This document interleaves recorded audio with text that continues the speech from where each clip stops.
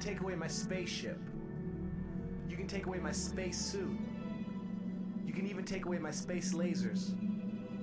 But you can never, ever take away my space game.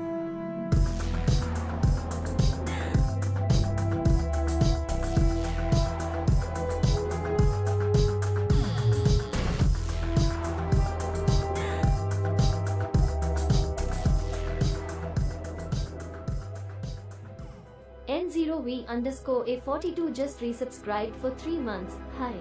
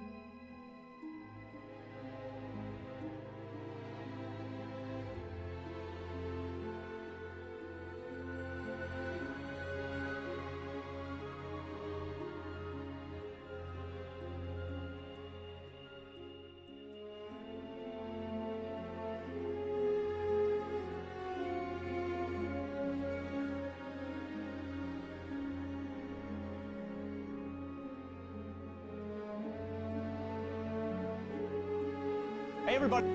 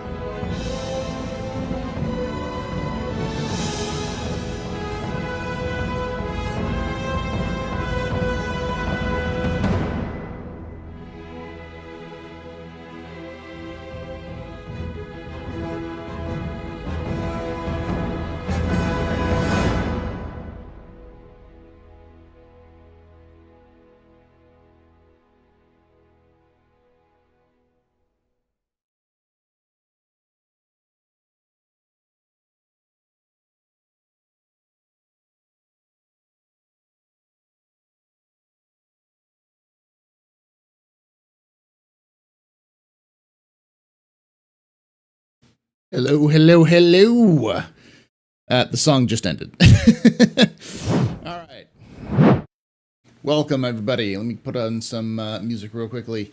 Decided to set the mood a little bit. I haven't listened to the entire suite before, but for those of you who are new, my name is Paul, Berserker01, Batman Shelley, your humble host and space bartender here at the AstroPub, your space bar at the end of the verse. Sit back, relax, enjoy the show. We got a good one for you.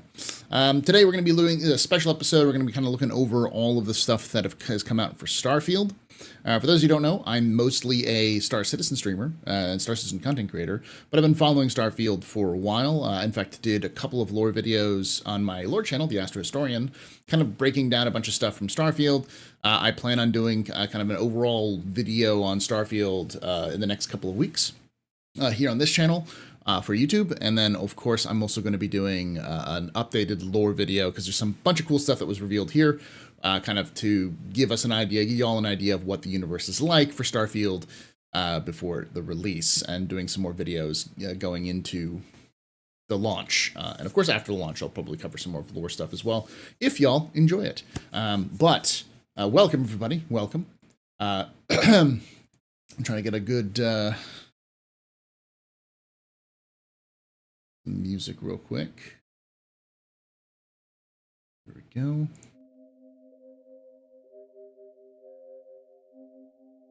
Sorry, I wanted to go through that as well because unfortunately Twitch has this problem where it'll take about 10 minutes to let everybody know that the stream is active. So let me take a look at that stuff. Did I get my space watch? Nah, I didn't want to buy a space watch. I'm cool with it. I'm cool with my very simple one.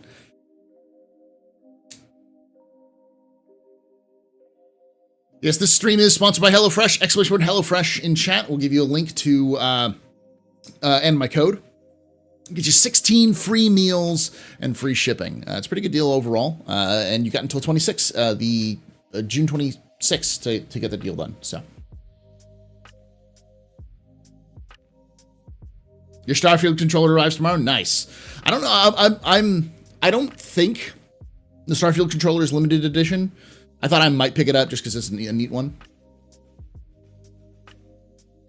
The whole demo is played on Xbox. That's pretty cool. Yeah.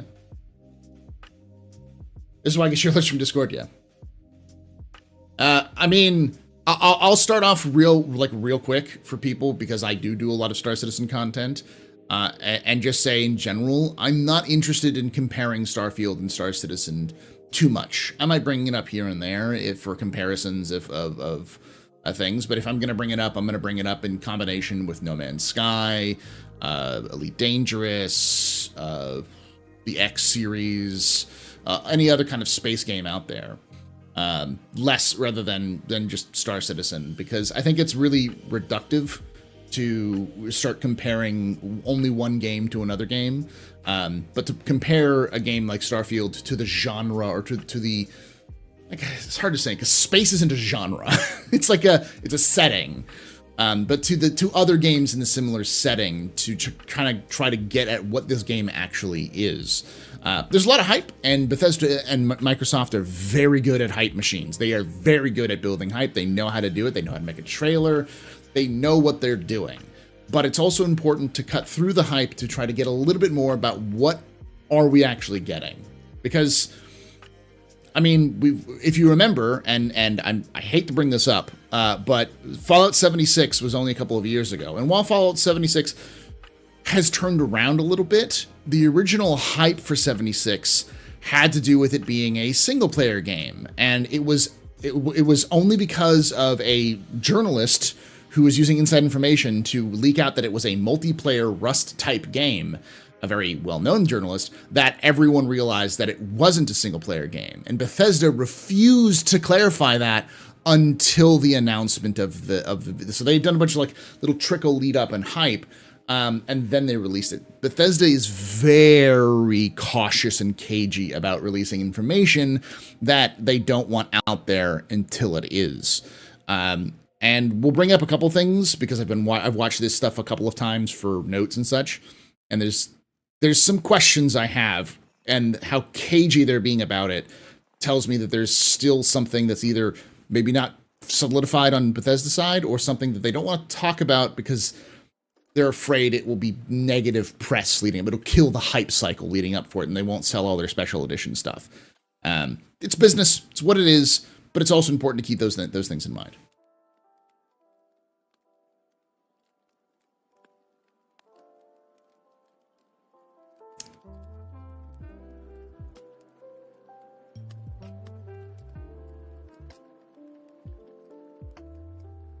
Starfield trader now. I've been interested in Starfield for a very long time and following a lot of this stuff. So,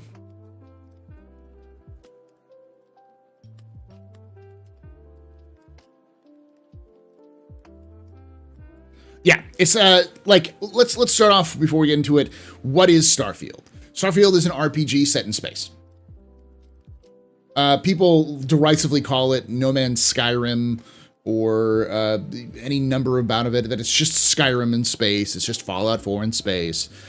And to a degree that's true, but that's like saying that Skyrim is just Oblivion, but in with Nords. It's an evolution of that formula. It's not just that. But if you've played those games, it's probably going to be very similar.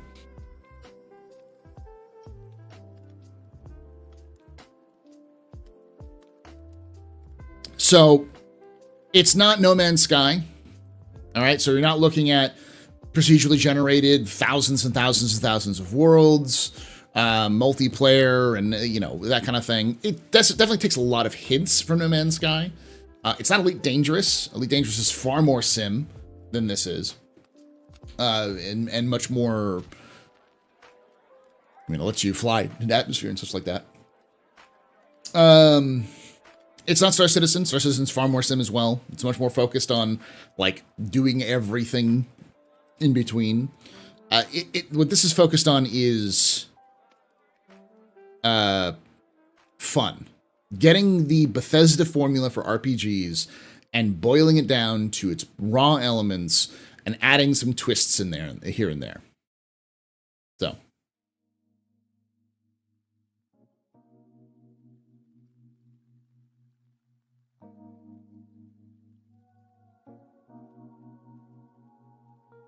So let's pause the music and let's take a look at what this. I watched this live with Space Tomato, but you know it's hard to really kind of go over everything live because you're just kind of seeing it once. And I'll pull out some parts where I'll talk about what stuff that I found as I've come back to it.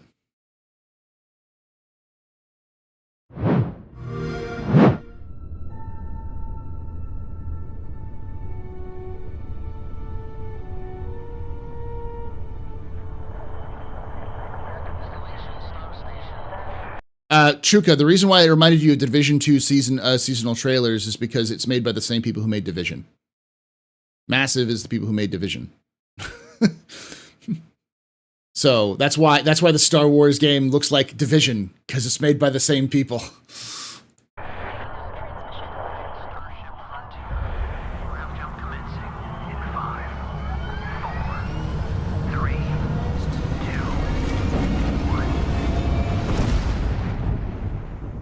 Hey everyone, thank you so much for joining us today, and Hi, welcome Todd. to Bethesda Game Studios.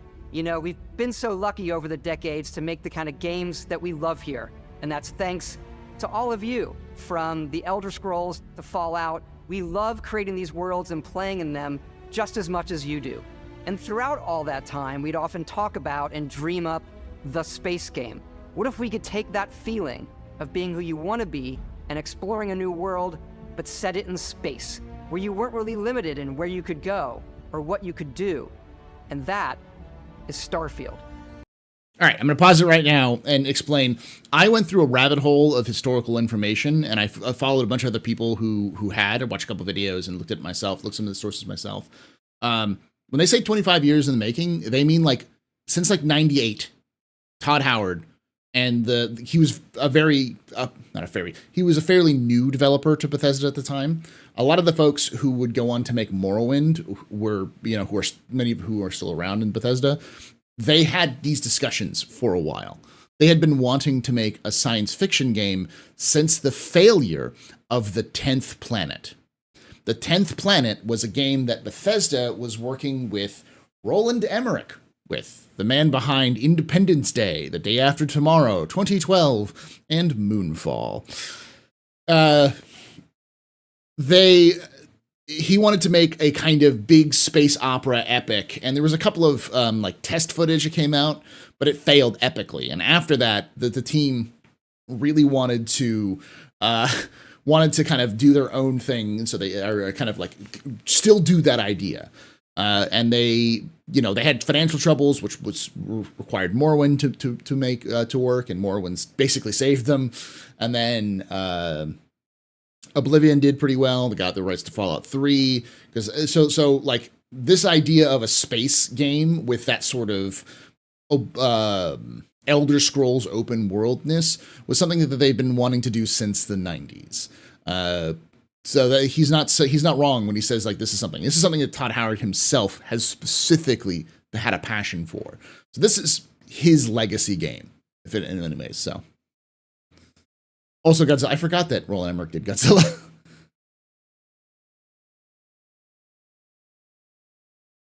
Obviously, we've come a long way since then with the games we've built, our technology, and all of us here in the studio. We've done so much together, but, well, we've never tried to make a game like this. Today, you'll get to hear from many on the team and see so much of what we think makes our game special. So let's jump in and take a look.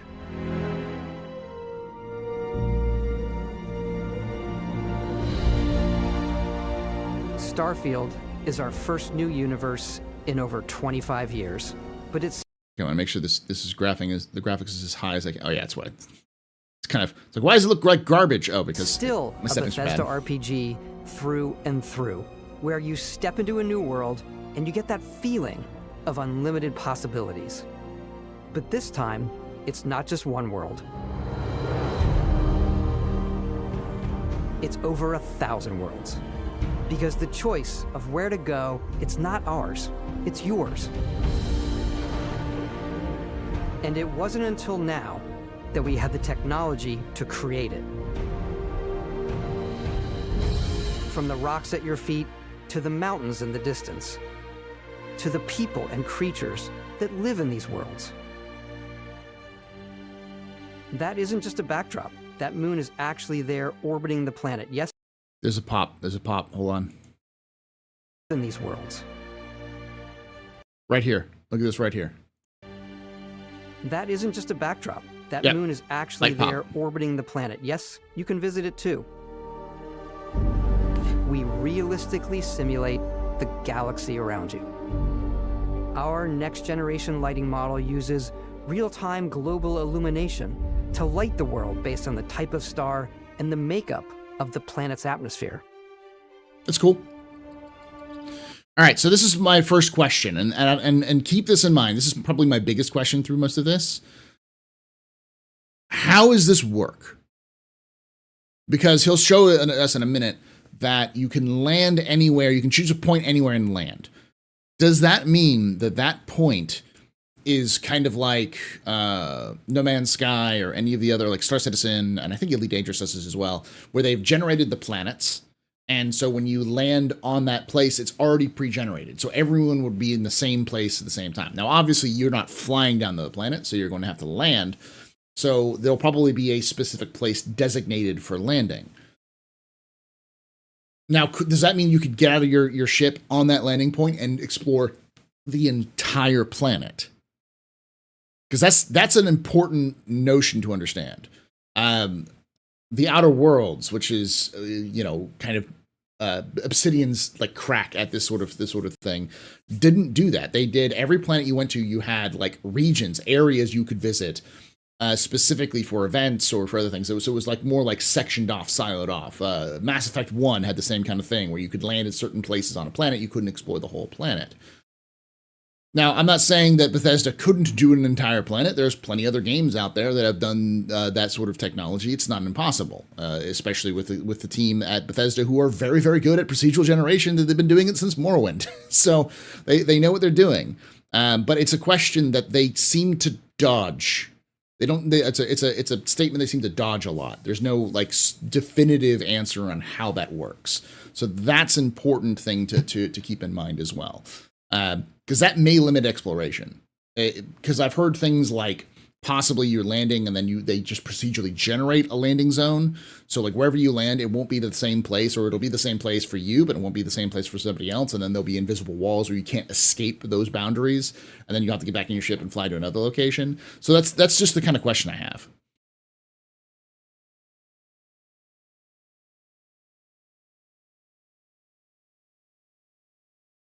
Yeah. Points of interest will be randomly generated. I get that. I think that's where a lot of people got confused. I'm just more wondering about how the planetary exploration will work. Oh, it's much easier. Yeah, for sure. Hey, Paul, the controller and headset are limited edition, whatever that means. Okay, I'll take a look at it. For open exploration, they certainly haven't shown any means of transportation on the ground. I don't think they'll plan on doing it. I don't think we'll see rovers and stuff like that. And the lack of rovers and stuff like that does seem to indicate that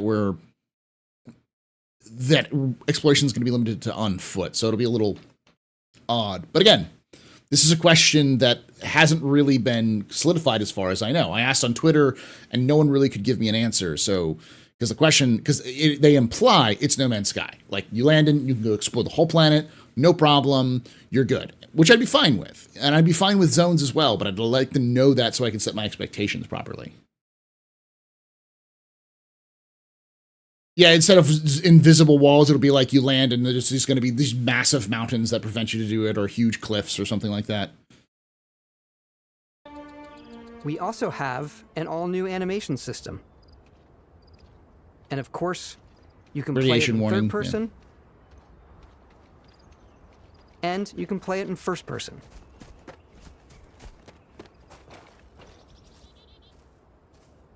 We love exploration and rewarding it, but you do explore differently in this game, given its scale. It's very No Man's Sky, that whole thing. Exploring an area you've landed in. So that's the key thing. He said exploring an area you've landed in.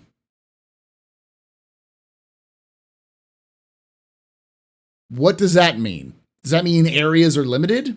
You can collect resources, do a mission, and maybe even stumble upon something unexpected. A point of interest.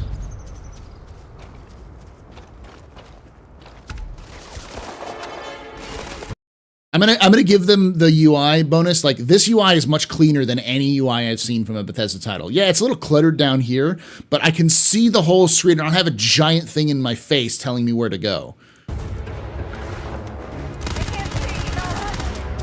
It's very Destiny meets No Man's Sky. The XP pop up.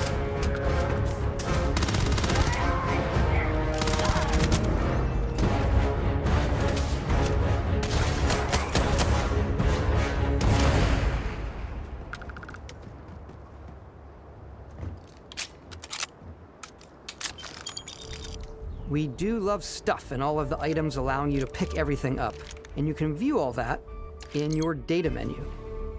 This is the hub for everything you're doing, from your skills to your ship, your missions, and your inventory. I like that simple. We love to pack a ton of detail in every op. It's very, gosh, what is it? It's very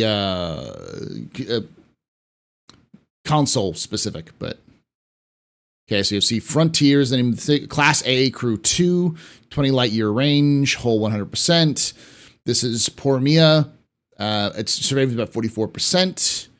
I guess that's lasers certification, 0%, skill points 3, and then refined Eon, a little pistol.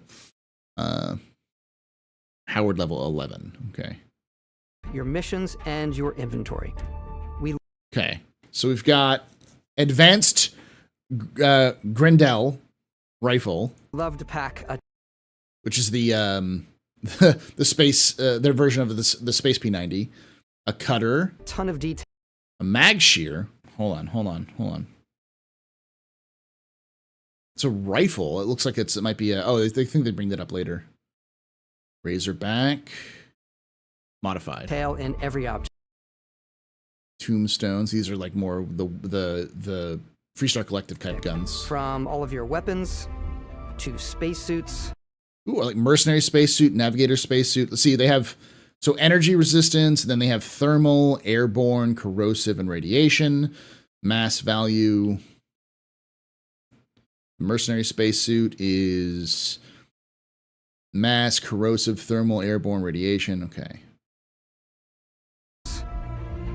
To food. I'm just tapping back. Food. We just obsess over the to spacesuits. Okay, so then they have different helmets that you can wear separately. So it's instead of it like being pieces of armor, it's like you have your suits and then you have your helmet and stuff like that. To food. We just obsess. Restores 15 health. Yep. So, food, it's just like a typical Bethesda game. You eat food, you get health back. Over the details and food. We obsess over food. When you're done exploring, you can walk back or fast travel to your ship. We have companions and crew you can take with you. I left Vasco here back at my ship. Okay. So again, this is where like Todd's dancing around the thing. Area you land in sounds like you're limited to an area where you land. So each area you land is locked off. You can't go out of that area. And then wherever you go to another area, you'll have procedurally generated points of interest or other kind of Radiant Quest style stuff. So no location outside of these specific hero locations are going to be the same for everyone who's doing stuff. Welcome back, Captain Howard. And he can even say your name. Let's head out. Cutscene. So you can't actually board your ship. You have to there's a cutscene between getting on your ship and getting into your ship. So your ship is a separate entity plus the cutscene of taking off.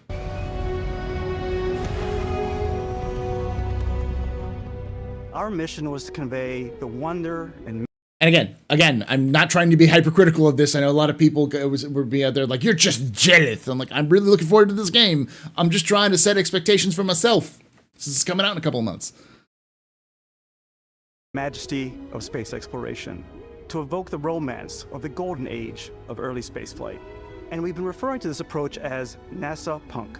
This means a design language where the tech is advanced, yet still looks grounded and relatable. For us, it's that contrast. That's where the visual interest is. Obviously the NASA, which is the rigid, hard function over style, and then Punk, which is all about style. You can see that visual style coming through in your ship. Your ship is your home for you and your crew. And like many of the spaces in our game, it has a slightly retro and analog touch, a bit of lo-fi rather than sci-fi, where everything is well used, worn, and lived in.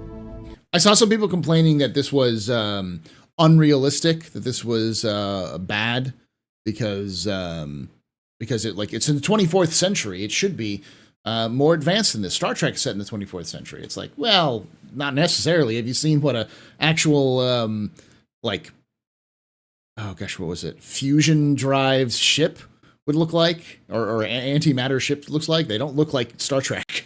That's just an aesthetic choice. So everything else seems fine. But it's also, obviously in 24th century, we probably wouldn't be exploring the space as humans. We'd be something completely different. So it's a traditional thing I've seen a lot of science fiction where if the art design is intentionally retro or adds a little bit of kind of flair that seems like a little backwards, people who are zealots, technological zealots, will pull up things like, well, Moore's law, and this is unrealistic. It's like technological advance is not a straight line. It doesn't work like that. Moore's law is even itself phasing out. We'll see the end of Moore's law pretty soon, just because we're getting to the point where we just can't build that small anymore, and then we'll have to redevelop. So, on top of that, this is a game. It's an aesthetic. It's an aesthetic choice. It's designed for that. Moore's law broke several years ago. I read an article somewhere that said it was going to kind of end up in like 2036 or something like that, but yeah. All righty. What's the plan, Captain? This is your I star like map. Barrett. It starts with the planet you're currently on. Okay. You can see all of its info and resources. You can choose a landing spot or Carnivorous forests 0%. Okay. So I think this sort of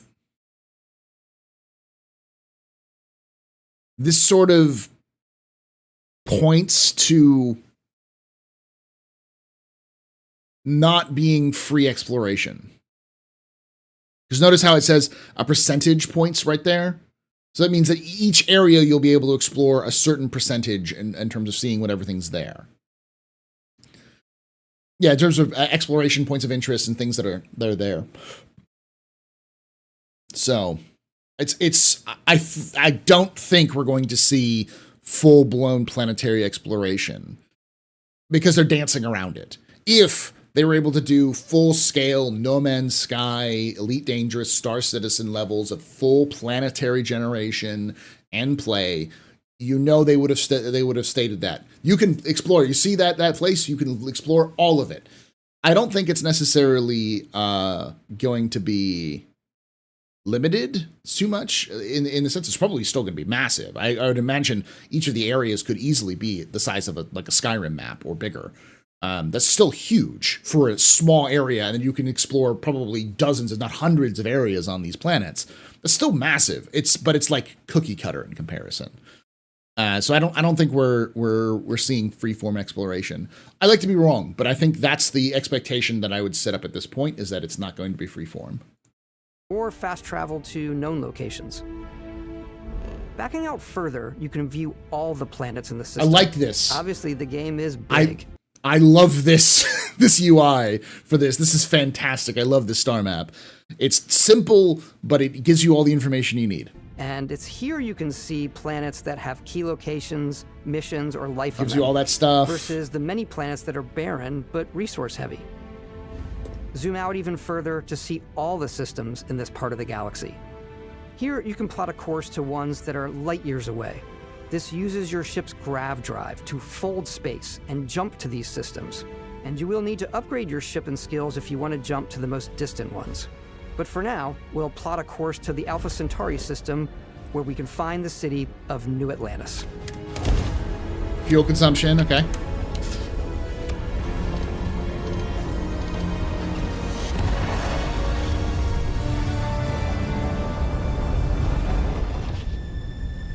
Welcome to UC Space.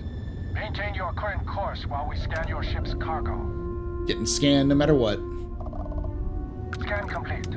You are cleared for landing at New Atlantis. Cutscene. Seems almost instantaneous. Nice and fast. As soon as you land in a city like New Atlantis, your eyes are guided upward. I'm going to back it up a little bit.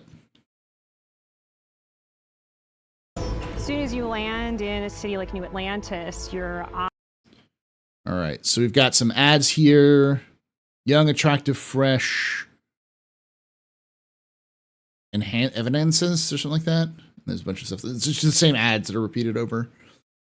And while this looks brilliant, I don't think all of this stuff is explorable. Maybe parts of it, similar to like Fallout or Skyrim. They'll have like large sections where you can't actually access. Eyes are guided upwards Looks great, to though. just these boundless, vast buildings. It's the biggest city. It looks like a waterfall. It looks very future utopia kind of thing. I believe if you're asking about performance, I believe they said some of the performances, like for for PC, Starfield requires an SSD. I think it's about the same requirements as Star Citizen is. So it's probably more than Elite, probably more than No Man's Sky, but probably on the same par as Star Citizen. That's an edit? What's an edit? As soon as you land in a city like New Atlantis, your eyes are guided upwards to just these boundless, vast buildings. I mean, yeah, it's a cut, obviously, but... It's the biggest city we've ever made. not just in size, but also in the amount of custom art, crowds, and quests. So the main Settled Systems News Network. That's pretty cool. All right, I'm gonna do this Eyes again. are guided upwards to just these boundless, vast buildings. Park, nice. It's the biggest city we've ever made, not just Okay. That all looks cool, but none of that looks traversable. Look at the low poly count on some of these. They look good on distance, but you can tell that like close up they wouldn't look in that size, but also in the amount of good. So some of this stuff is, most of the stuff is not going to be like necessarily like explorable. This might be though. This looks like it might be something you can't see inside because the windows are tinted and such. So, and you can see some sort of the basic geometry here. I think a lot of this stuff is just set dressing, which is fine. custom art. And then I like the food kiosks, mercantile. Crowds. And this is cool. This is one of the first little bits of lore we got, that New Atlantis is established in 2161. If you look at the watch for the space watch for it, it tells you the foundation of Constellation, which is 2188. So New Atlantis was founded. We'll know later that it's the earliest settlement in the settled systems, the biggest settlement in the settled systems. There's a very big lack of references of Earth. So I think Earth is gone, either destroyed or rendered uninhabitable, or something of that matter. And so New Atlantis is the new headquarters of humanity. And quests. We got a GNN, a Settled Systems News Network, SSNN. So maybe get some quests from there too. So the main focus when we're designing a city is obviously what supports the story. We try and tell as many small stories as possible. So yeah, so this is like the random encounters you'd have in other Bethesda games. I wonder if you can wear clothing and if it gives you an advantage over just walking around in your spacesuits. That'd be nice. This is a Colony War memorial. The Brave Service. So these are all names of people. That's not a lot of people who died. That's only like 30 people who have died, if that's a Colony War memorial. It's a few moments of gameplay that make the space feel like it's full of real characters that are going about their day-to-day lives. I do like the crowds and stuff like that. Paralyzing if you really stop and think about it. Buddy, it's coffee. It's also where your adventure with Constellation begins. Because he's just walking up in his suit, but... Welcome to Constellation. We have a lot to talk about. By the time you meet them, Constellation is sort of seen as this mythical group. Most people don't even know they exist anymore. They're the last true explorers in the galaxy, and they're trying to find the answers to some of humanity's biggest questions. The artifacts are so different, so alien, and I'm certain one of them reached out and spoke to you. This is the main quest, obviously, finding these artifacts and having to do with them. Constellation being very old and now very small is kind of an interesting, kind of like an elite group of explorers. So it's time to steal the Declaration of Independence. Yeah, that feels like that. Yeah, the microstutters are nuts. I haven't seen many microstutters.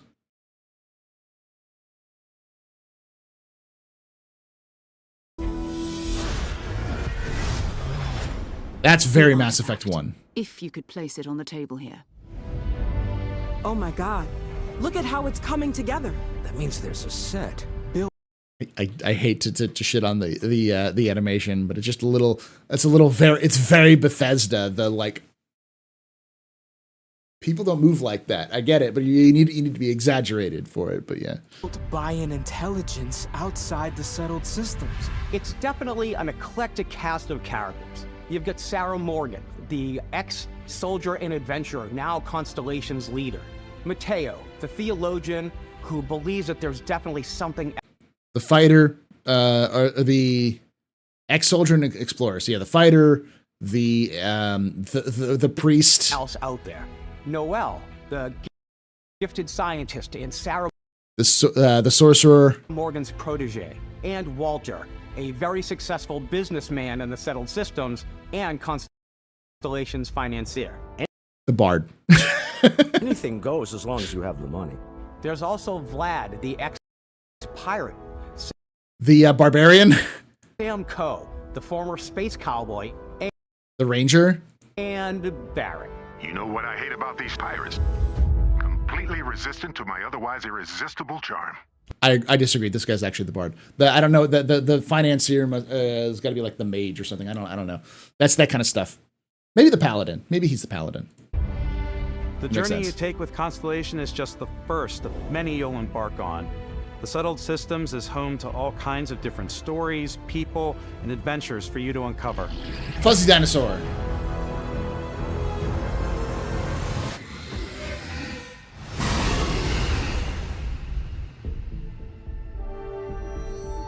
Oh, the road. The Yeah, you United got it. Colonies is where you'll find New Atlantis, the first major human settlement in space.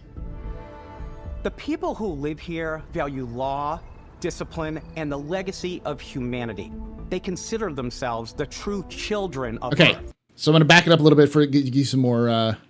So UCSec. So MAST, right? That stands for Military Administrative and Science Triumvirate. Now, I have a theory that MAST is this universe's version of Starfleet. The UC is the government, the United Federation of Planets, and MAST is the stand-in for Starfleet.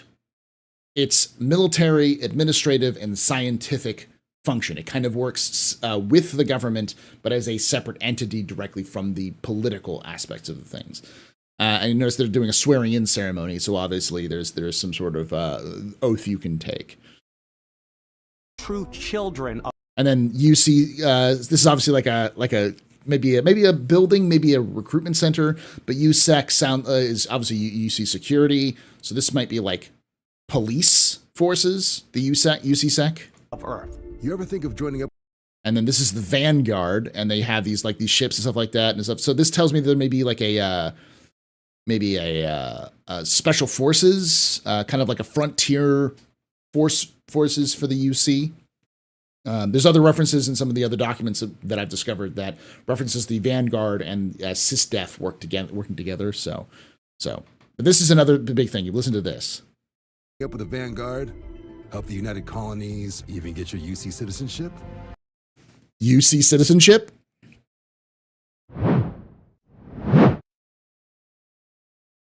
UC citizenship? Does service guarantee citizenship, Bethesda? I would like to know more, Bethesda. I would like to know more. Oh. You can take away my spaceship. Ship. You can take away my space suit. Suit. You can even take away my space laser. I'm okay with it. But you can But I think never, that's a pretty cool one. ever take away my space game.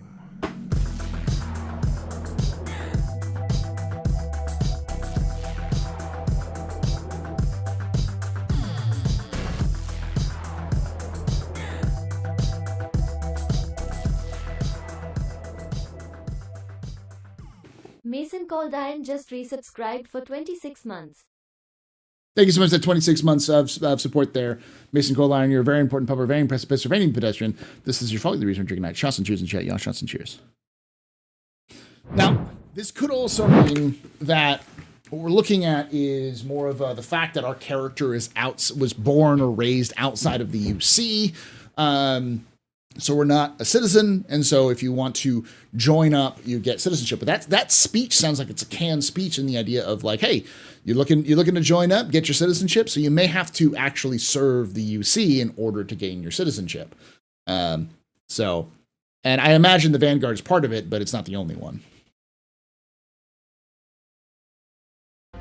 New Atlantis isn't the only city within the United Colonies. The city of Sidonia on Mars to this day serves as the largest mining facility for the UCSec, so United yeah. Colonies. UCSec, I think, is police forces. Does that say Bolter?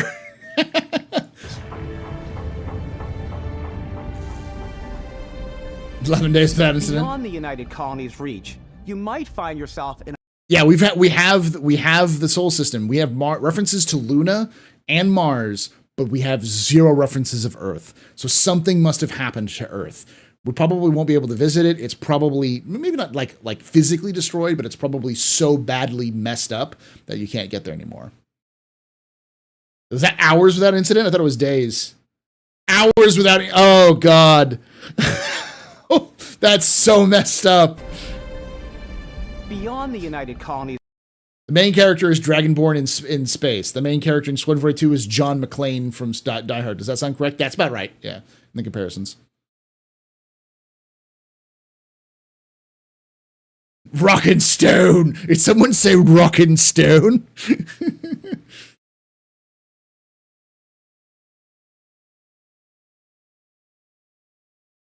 The Earth was taken over by the Daedra.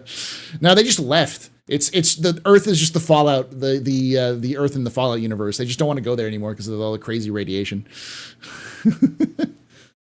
Reach, you might find yourself in a much more wild and independent coalition of star systems.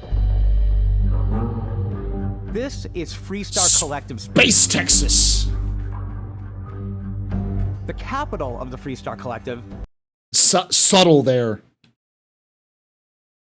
Subtle. Cheyenne system. So for those of you who don't know, the Freestar Collective is a kind of counterpoint to the UC. We don't know what they exist. They could have been a part of the UC that broke away. They could have been independent colonies that then refused to. They joined together to defend themselves against the UC and refused to join the UC. But we do know that there's something called the Colony Wars, which happened in 2310, which was between the Freestar Collective and the UC. And there's a tentative peace between the two sides. But the Freestar Collective is only 3 systems, whereas the UC is much bigger. So I can't hear you over that space freedom. Is Aquila City. And it is Aquila. I know Darj is having a conniption, but it's not spelled Aquila. It's Aquila. Literally Aquila.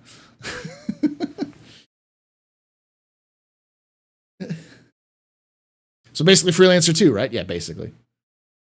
Yeah, I'll give it them. Well, Aquila is actually, I think it's a Native American name. It's not European based. I only remember it from Cub Scouts, and I think it was spelled like that. But it's kind of like a wolf stand-in, just like tequila. Yeah.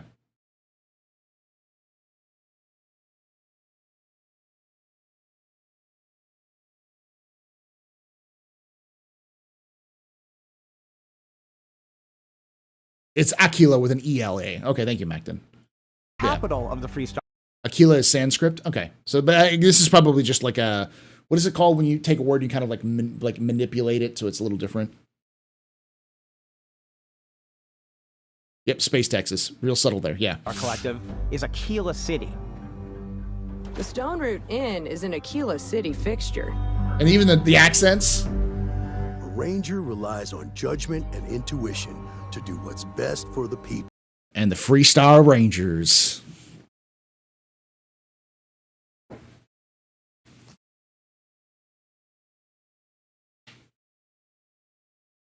Hell yeah, I can't hear you over the sound of how free I am in space. Space freedom. Space freedom.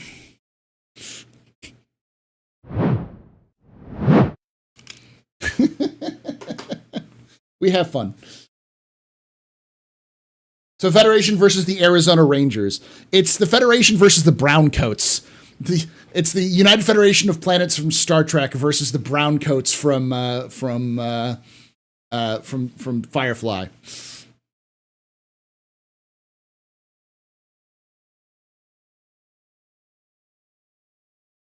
I bought these in Texas. Both of them. What do you mean missing that brown coat? Let me back it up a little bit. Let me back it up. Relies on judgment and intuition. He's he's obviously behind the desk, so he's just doing his professional thing. But let's take a look at this. Look at that brown. Look at that brownish shade of coat. For the people. Oh, of course it's tourist side. I love it though. As a fishing platform, what is now known throughout the cells. See, this is the funny part. This is Freestar Space. So Neon is part of the Freestar Collective. And this is basically Space Vegas. The Freestar Collective is just New Vegas. It's just Fallout New Vegas in what Bethesda's version of it. Neon started out as a fishing platform, what is now known throughout the settled systems as a pleasure city, where almost anything goes. So the Xenofresh Corporation built this platform to get fish, but then they found that I think the fish themselves caused psychotropic like changes, like LSD. So they used this and then they made drugs out of it. And then they started selling the drugs to people who came, and so people came there to get high. And so then it built this huge like almost criminal empire of like gambling and casinos and corporations and drugs and all those sorts of things. So exclamation note Xenofresh. Morality issues? This definitely isn't the job for you. See, that's the drug right there. This definitely isn't the job for you. Go through, it's it. Right there, Aurora, I believe it's Aurora is the name of the drug. So yeah, I think those are drugs. And see, it says Xenofresh on it. Jesse, we have to cook space drugs. Oro, yeah. Drugs. Aurora, yeah. Getting high on fish.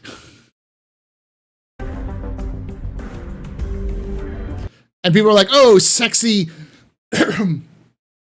sexy alien dancers. No, they're just dudes in costumes. And they're dudes in costumes. I love it. I love the sexy dude dancing. And it's the dancing in space fish costumes is my guess. They're fab. I love it. Ryujin is hiring the best and brightest of today for our future tomorrow. Everyone has been chewed up and ground up by Neon. Try not to get yourself killed, all right? Drugs. Outside the bounds of civilized space, there are still plenty of unclaimed systems to explore, but these areas are also home to the most hostile Steve Harvey finally got his due. Factions in the galaxy. The great serpent hungers. All heathens shall be made dust in time. Okay, I'm gonna back that up to get the name of it. Heathens shall be made dust in time. Valrune. So the Valrune, I guess. Red Mile, Formula 3. So this is independent. A new face. Is this the face of a brave runner here to challenge the Red Mile?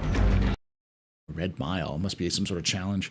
And this is the key. This is the Crimson Fleet headquarters. Crimson Fleet is kind of like they're a band of pirates. They got together, individual captains got together and decided to work together for a common goal. And they've been doing a lot of bad shit in the Freestar Collective, and they've recently been expanding out into UC space, and it's pissing off the UC as well. And this is their main headquarters, the Key, which is a former UC space station. They think the galaxy is theirs. So yeah, it's got this UC stuff, and it's all been ripped apart, so. They are wrong. It belongs to the Crimson Fleet. It always has.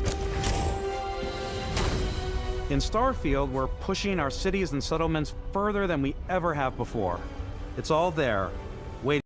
Hold on, let me back that up. Our cities and settlements further than we. In Starfield, we're pushing our. No shot.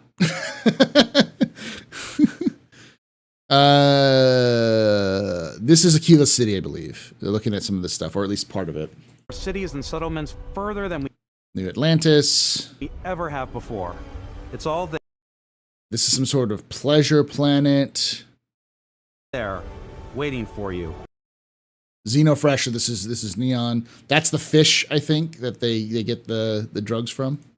A slice of humanity's future. So, ready to get out there? All right, so we can pick up a lot on there. Earth is missing. We've got the UC is a large space federation. You've got the Freestar Collective that's standing against them, very Wild West space cowboy. You've got the Crimson Fleet, the kind of a third party, third hostile group in terms of a pirate like confederation. Then you've got the Vana, I think is what it was, the kind of a cult. You've got the Red Mile, some sort of weird group. It's and all sorts of stuff like xeno fish stick drugs.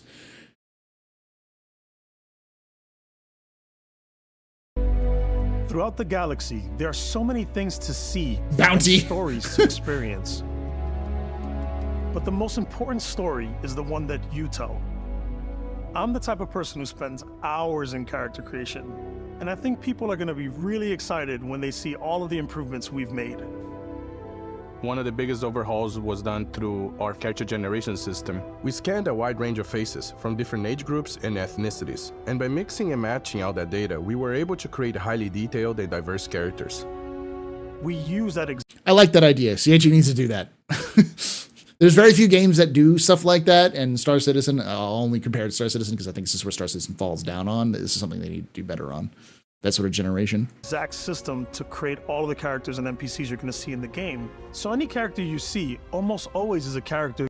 This is that new RPG sci-fi game, right? Yes, this is the Starfield done by Bethesda.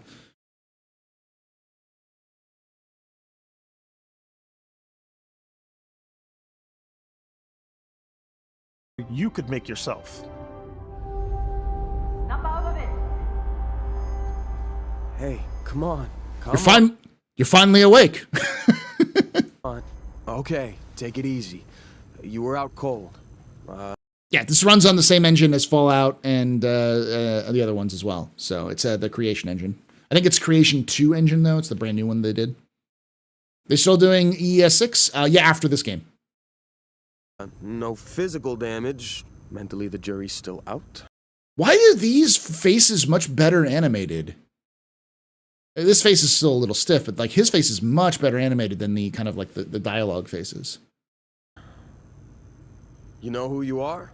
New recruit for Argos Extractors? Ring any bells? Any of this look familiar? Character creator! I love it, it's Argos. Argos is always best.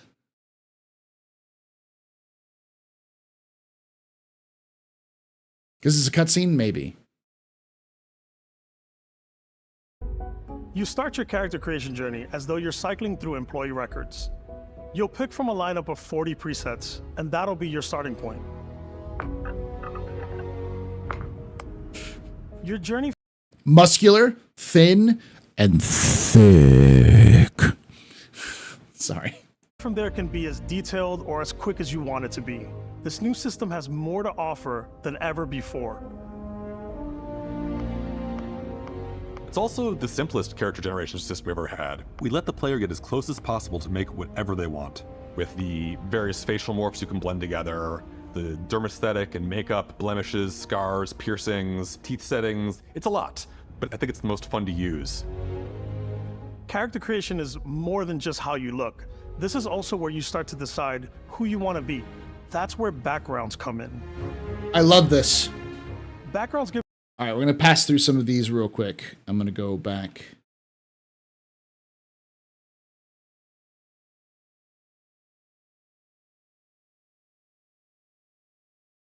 Framing it back. Who you want to be. That's where backgrounds come in. Okay, Explorer. They said exploration is a lost art. You didn't listen. The major factions argue over space they desperately try to control. You were busy uncovering wonders of the settled systems. Lasers. Personal lasers are in widespread use across the settled systems, and specialized training can greatly increase their effectiveness. Astrodynamics. The advanced technology is one thing, but it takes skill and patience, maybe a little love to coax even more out of capacity. So it probably gives you a little bit more on your grab drive. Surveying. Humanity now has access to untold alien worlds, and the ability to decipher all that data while on the ground has become an essential skill. So maybe improving your scanning. So I'll give you a little bit of stuff like the Explorer. Oh.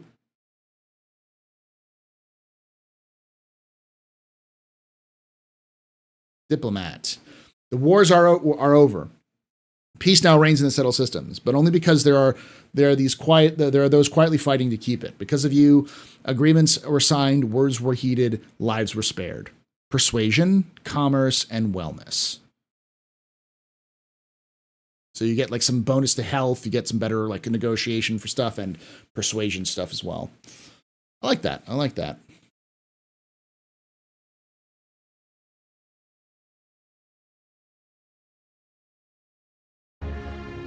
Background. Cyberneticists, robots, mere toys. Neuromaps, good for parlor trick. Neuroamps, good for parlor tricks. The colony war may have made implants and upgrades available to veterans, but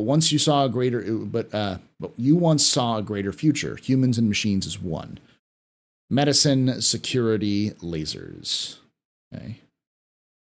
I'll give you a bit of Cyber Runner, from Neon to New Atlantis, the megacorps stand as monuments to power, prestige, and profit. You've worked both for and against them inside and out, often sacrificing conscience for credits, stealth, security, and theft. So you're kind of a cyberpunk. Literally a cyberpunk. Main quest animations are always going to look better than the side quest ones. Yeah, it just seems weird that like they spent like there's a lot of that emphasis on that screen, but not on like some of the dialogue screens, which seem to be main quest focused as well. I think it's just the difference between a pre-rendered cutscene and dialogue. Backstory and combat meta. Let it to be human beings to fight over something as infinite as outer space. That's where you come in. You've never been afraid to take on an enemy, but you would much rather take care of your friends. Pistol certification, medicine, and wellness. Okay. Start you out with 3. Chef. I love it. I love it. While unrefined masses scarf down chunks by the shipload, you catered to those with more discerning palate. In your kitchen, countless alien species became true culinary masterpieces. Oh, an alien chef. Dueling gastronomy, access to brand new worlds means new ingredients. There's almost no limit to delicious food and drinks that can chef compare, so you can probably make some better foods. And scavenging. Okay. 3 basic skills. From chef to dusty. You know, the crew still has a betting pool about which restaurant critic you must have crossed to wind up here. I don't know if this is a. I don't think this is a. I don't think this is a prison. People were saying this is a prison. I think this is more of a Beltaloda. This is where the dregs of society are going to do the basic work. Gaston, What's great about backgrounds is you never know when yours is going to come in handy. You could be in the middle of a fancy restaurant talking to some guy, and suddenly you learn he needs a beast hunter to help track down a monster. All right. All I'm going to say is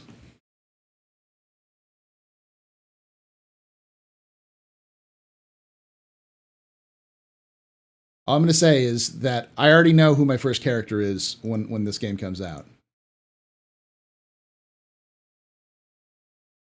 A bit of a role play, I know, but it's gonna be based off of that guy.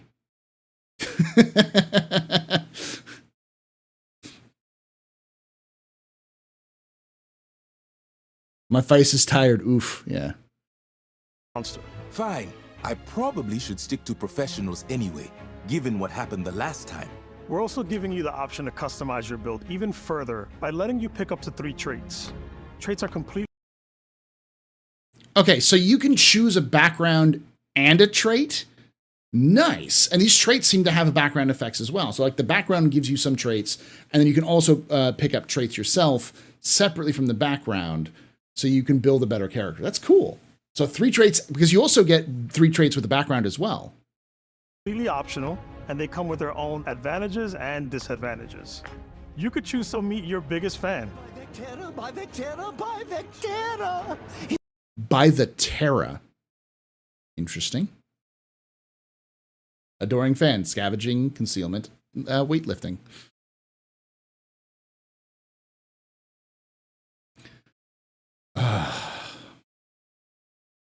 Is it really you? Yes. They'll join your crew and give you gifts if you're willing to put up with this constant commentary. I can't believe I get to stand near you, breathing the same air. I've got to have every molecule.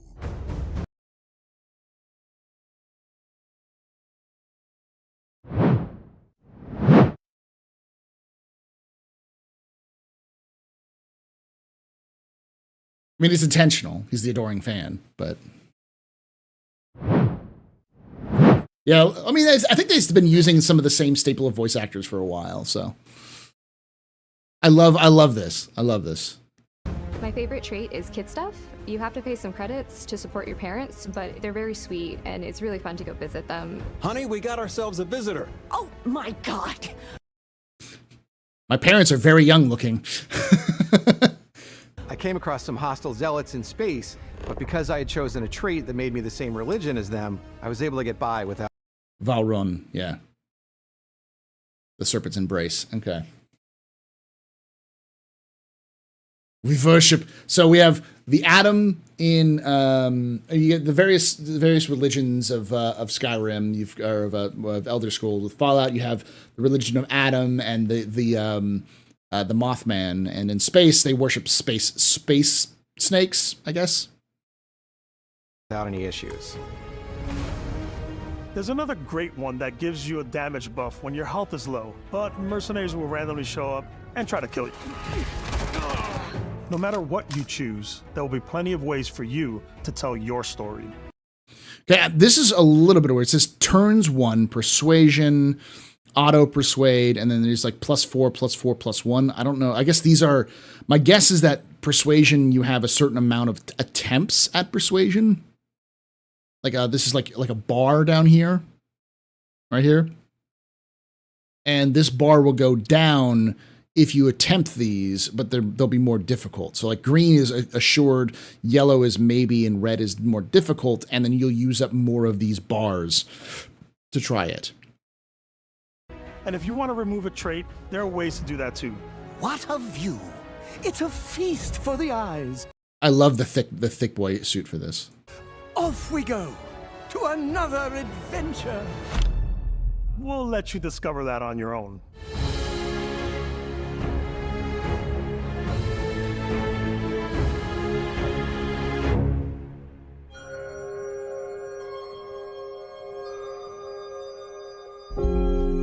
Once you've built the perfect character, that's when your journey can really begin. We took what we loved about skills and perks from our previous games and put them together to create an all-new skill system.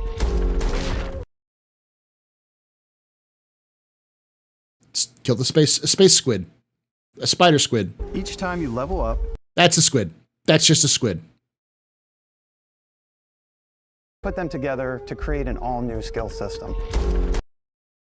Hunting cephalopod. Yeah, that's just is that a mud squid? Is that what we're looking at?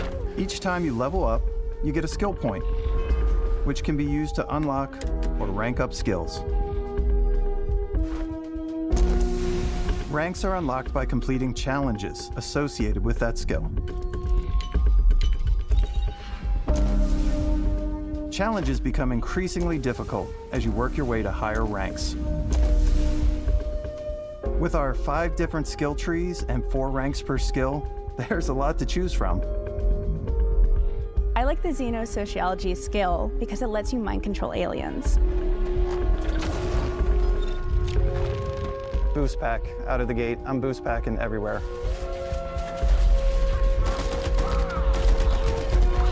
I like maxing out my physical tree so I can get neuro strikes and just punch my way through combat. That's mine. That's why when he said that, that's why I was just like, all right, cool. That guy.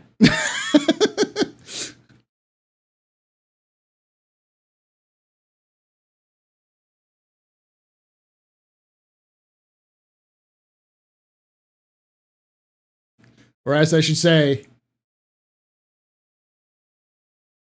that guy.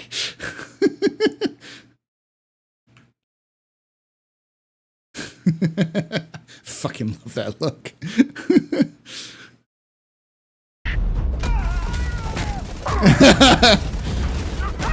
Yes! That one's a lot of fun. Invest in the skills that suit your playstyle. I'm very much a stealth player. So, I'm out there pickpocketing everyone. My favorite part about being stealthy is slowly creeping through vents like you're in a movie, and then jumping out and springing on people. Whenever possible, I like to talk my way through situations. This area's off limits. Fine. Okay, I'm gonna back that up a little bit. To talk my way through situations. This area's Water's off limits. Okay. So we've got 2 turns, +3, a 1, 5, and 6. So negotiations. So he says yes. Okay, it goes up. Okay, so persuasion's going up, and you have attempts at doing it. I don't know what the pluses are, though, then. Is that if you successfully do it, you get a plus? That's so weird. I don't know what it is. Fine, I'll issue you an access card. I'm more of a run and gun player. I like doing the death from above thing where I boost pack over guys and I throw landmines at them. Landmine playthrough.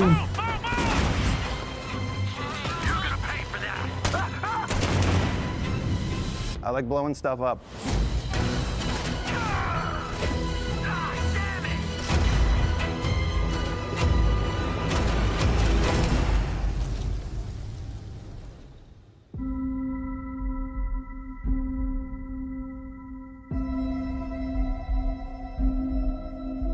Exploration is a key aspect of all our games. In Starfield, there are full star systems with new life, resources, and adventures. Okay. Our team worked hard to strike a balance between fun and realism. We studied data from NASA and a multitude of other sources to help us make the world feel believable. From the way we approached planetary atmospheres to the way we placed biomes based on the planet's distance from the sun. Once we had created a grounded world, we could start looking at all the things that make that world fun. When you leave a planet and head into space, you'll be navigating asteroid fields, having chance meetings with interesting strangers, dogfighting in space, and exploring derelict ships.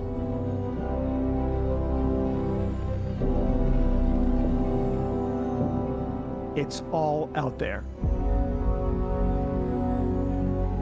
Ultimately, it's about rewarding your curiosity, because whether it's... So the question is, are you going to be flying from planet to planet, or do you use your grav drive to go from planet to planet? Because that would be kind of tedious to fly from planet to planet for a long time. So I imagine like asteroid fields, like points of interest you can go to. You can just like grav drive to. Kind of weird.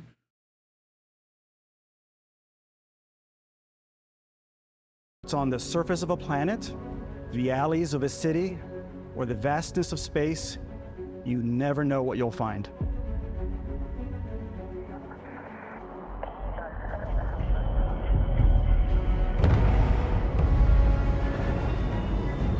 This is so cool. I love this part. Space exploration is possible thanks to your ship.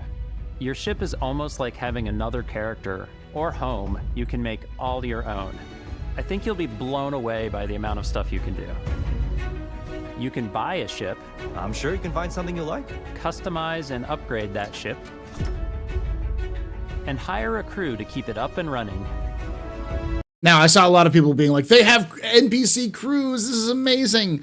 I doubt that their crews are going to be doing anything but kind of like background characters. And they may give you some buffs, some benefits and stuff like that, but you're not going to see them operating guns and stuff like that. It's just kind of like, they're just sort of there as kind of like your repository. Think of what Outer Worlds did. So, yeah, that's good.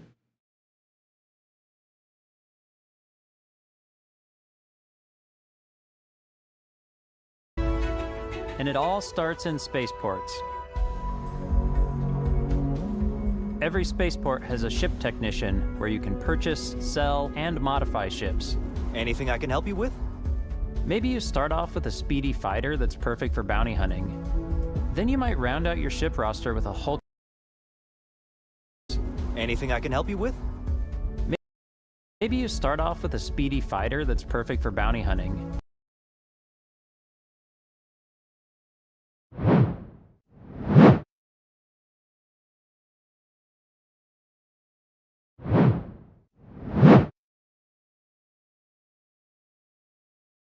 What? That's not a speedy fighter. It's like a fat fighter. It ate too many donuts. What?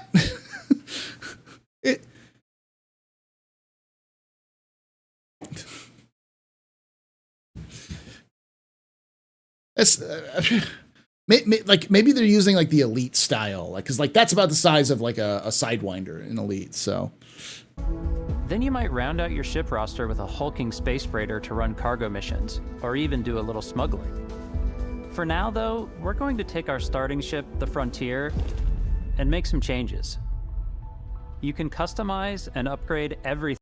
I like that. So they've got dockers, shield generators, bays, landing gear, reactors, engines, grav drive, fuel tanks, shield generators, weapons. We've got missiles. Looks like probably a cannon. These might be like energy weapons. And then cowlings. I said cowlings are more of like aesthetically. They may cover things as well, so it's hard to see. Everything you see here. Back a little bit. Space freighter to run cargo missions, or even do a little smuggling. For Yes, now, I know. I know. They had smuggling. I'm okay with that. We're going to take our starting ship, the Frontier, and make Okay, so the cowling doesn't cover anything. It's just aesthetic. some changes. You can customize and upgrade everything you see here, and you have two ways to do that. You can quickly upgrade individual systems like your weapons or shields, that. or you can deep dive and enter the shipbuilder mode. Here you can change anything from the systems to the look and layout. Adding a new habitat module can give you more room for crew. Adding cowling can change your ship's overall silhouette. An improved grav drive allows for longer distance space jumps. You can even fully customize your paint job to get the exact look you want. Mwah. The parts you choose to build with don't just affect your ship's stats. I'm sure there's an outer limit for landing on platforms because their landing bays look like they're a set size, a standard set size. So I can't imagine it being too big. There's probably going to be a size limit. Question, can you build a Redeemer? Why would you want to do that?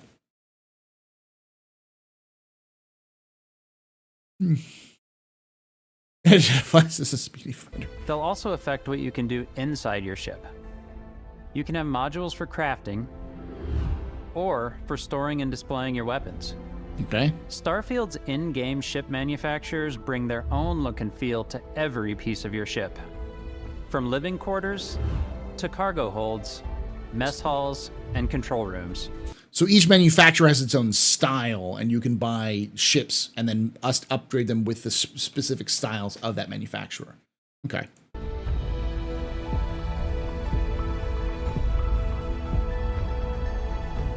Like this is Nova Galactic style ships, so. Our modified Frontier is a practical ship, but with a little creativity, your ship can look like almost anything you want. It's a bit odd, but one of my favorite ways of customizing ships is I make them look like animals. The HMS Platypus, as I called it, where it had a giant tail to it. And we've done spiders, we've done mechs. So it's really whatever your imagination. Mechs are now animals. I will refer to the great animal kingdom phylum of mecha. And while you can build your home among the stars the way you want to, you're probably not the only person who will call your ship home. Ready to lift off when you are, Captain. Engines ready. The Frontier is fueled and ready, Captain. Some of the members of Constellation can join you on your journey. These companions can serve on your crew, and they'll always be there when you travel. We'll be traveling together until we either find an artifact or this lead runs dry. Each companion comes with... So they have their own things. So he's a space pilot, of course. Rifle certification, payloads, and geology. Their own valuable skills for your ships and outposts.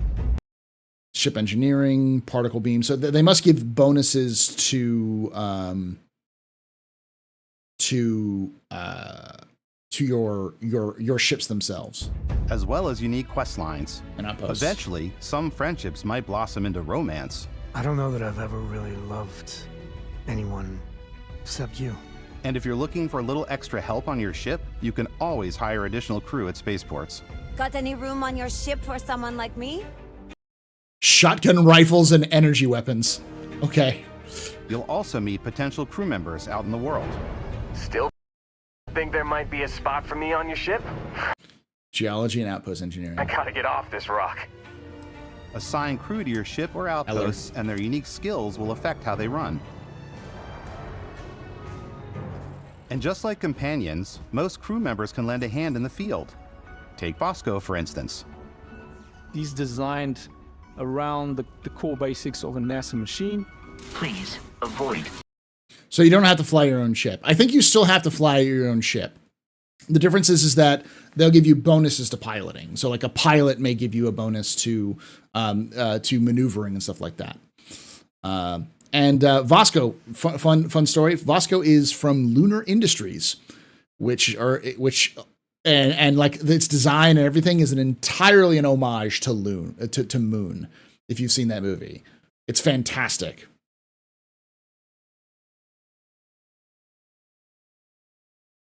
Named there Vasco da Gama. I mean, it's just his name's Vasco, so that's the obviously the references to Vasco da Gama, but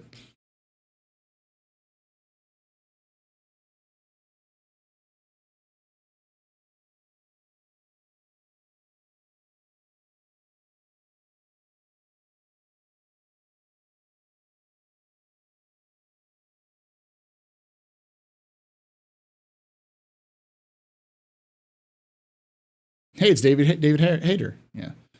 I'm going to keep this very clear because people have been like, oh, so you don't have to fly your own ship. There's nothing in there that they've said that you can have players, you can have NPCs fly your own ship unless I missed something back there. Back it up a little bit. As well as you. Ready to lift off when you are, Captain. Engines ready. The frontier is fueled and ready, Captain. Some of the members of Constellation can join you on your journey. These companions can serve on your crew, and they'll always be there when you travel. We'll be traveling together until we either find an artifact or this lead runs dry. Each companion comes with their own valuable skills for your ships and outposts, as well as unique quest lines. Eventually, some friendships might blossom into romance. I don't know that I've ever really loved anyone except you. And if you're looking for a little extra help on your ship, you can always hire additional crew at spaceports. Got any room on your ship for someone like me? You'll also meet potential crew members out in the world. Still think there might be a spot for me on your ship? I gotta get off this rock. Assign crew to your ship or outposts, and their unique skills will affect how they run. And just like companions, most crew members can lend a hand in the field.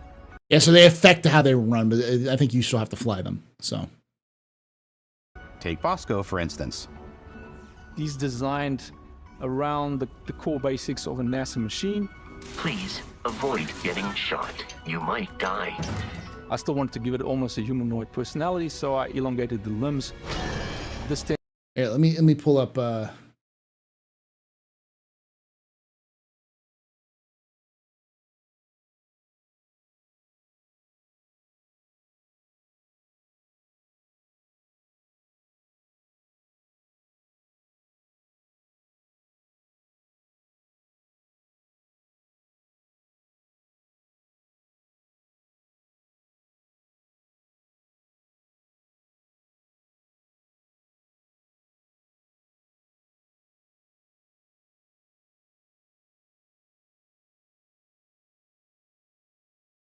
Gertie, okay.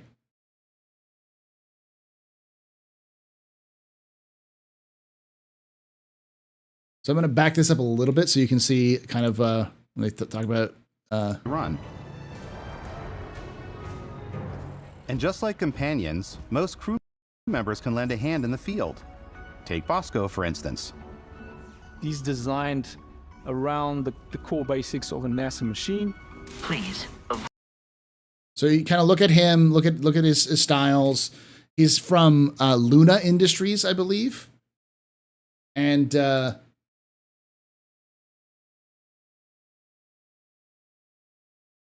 It's kind of a rough 3D. Let me see if I can't find the better version of it.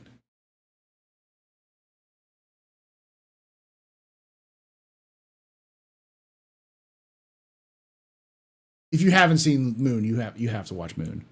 Fantastic movie. But you've got there, lunar. You see some of the same similar design elements in there. It's obviously more exaggerated, but like you can see some of the cabling, some of the boxes, some of the even in the kind of like the little design for like his logo in there. Bunch of stuff in there. Avoid getting shot. You might die. I still wanted to give it almost a humanoid personality, so I elongated the limbs. This tends to make him feel more human-like and give him a little personality. It is a shame exploration requires so much bloodshed. Using the shipbuilding tools and crew selection features in Starfield, you'll be able to build and captain the ship of your dreams. And now, let's take to the sky.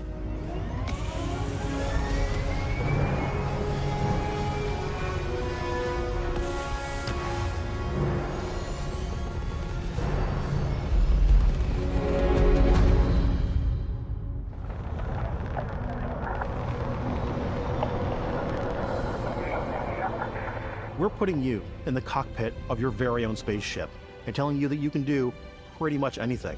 And that is really cool for us as developers. Spaceflight should be exciting and dangerous, and you should feel like you're in complete control every step of the way. We've extended that sense of control to ship combat. It's not about just hitting your triggers to fire your weapons. It's a complex dance between your piloting skills and our power allocation system. So people were saying that this is a new system. It's the power triangle, but it's the classic power triangle with some slight additions.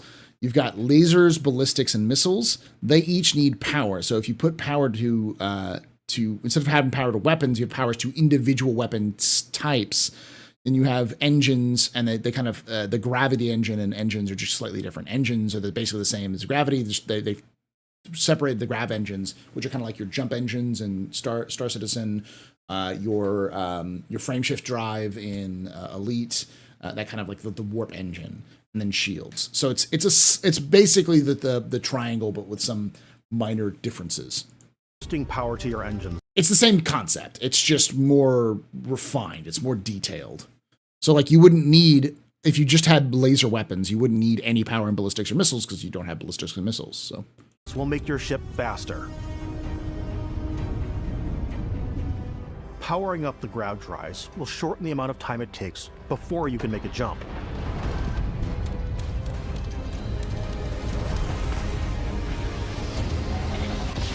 And moving your power to your weapons and shields means you're ready for a fight.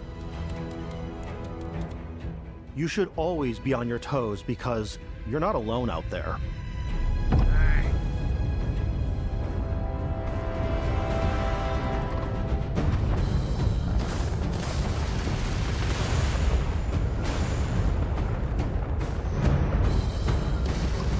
Unlocking the targeting control system skill will allow you to zero in on specific subsystems of the ship you target.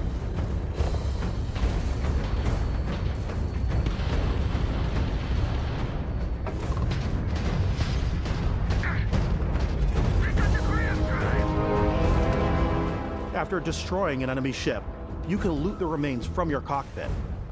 You can always turn any ship that engages you into scrap. But you can also... Yeah, they basically divided engines into two parts and then subdivided the weapons. That's all they did. But it's effectively the same concept. Take a more personal approach by docking with the enemy vessel and boarding their ship.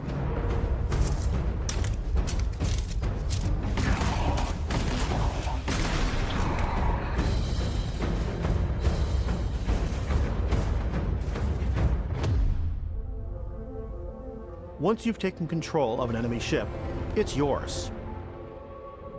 Add it to your fleet and retrieve it at any spaceport. I like that. But space is way more than fighting for your life. Just like when you're planetside, there are plenty of sights to see and stops to Cut to hide the loading screen for boarding. Yeah, there's going to be a loading screen for pretty much any, just like any Bethesda game. Like when you enter a new building, enter a new building or enter a new location, you'll have a small loading screen. So no component targeting. There is component targeting. It's just for only if you get a skill.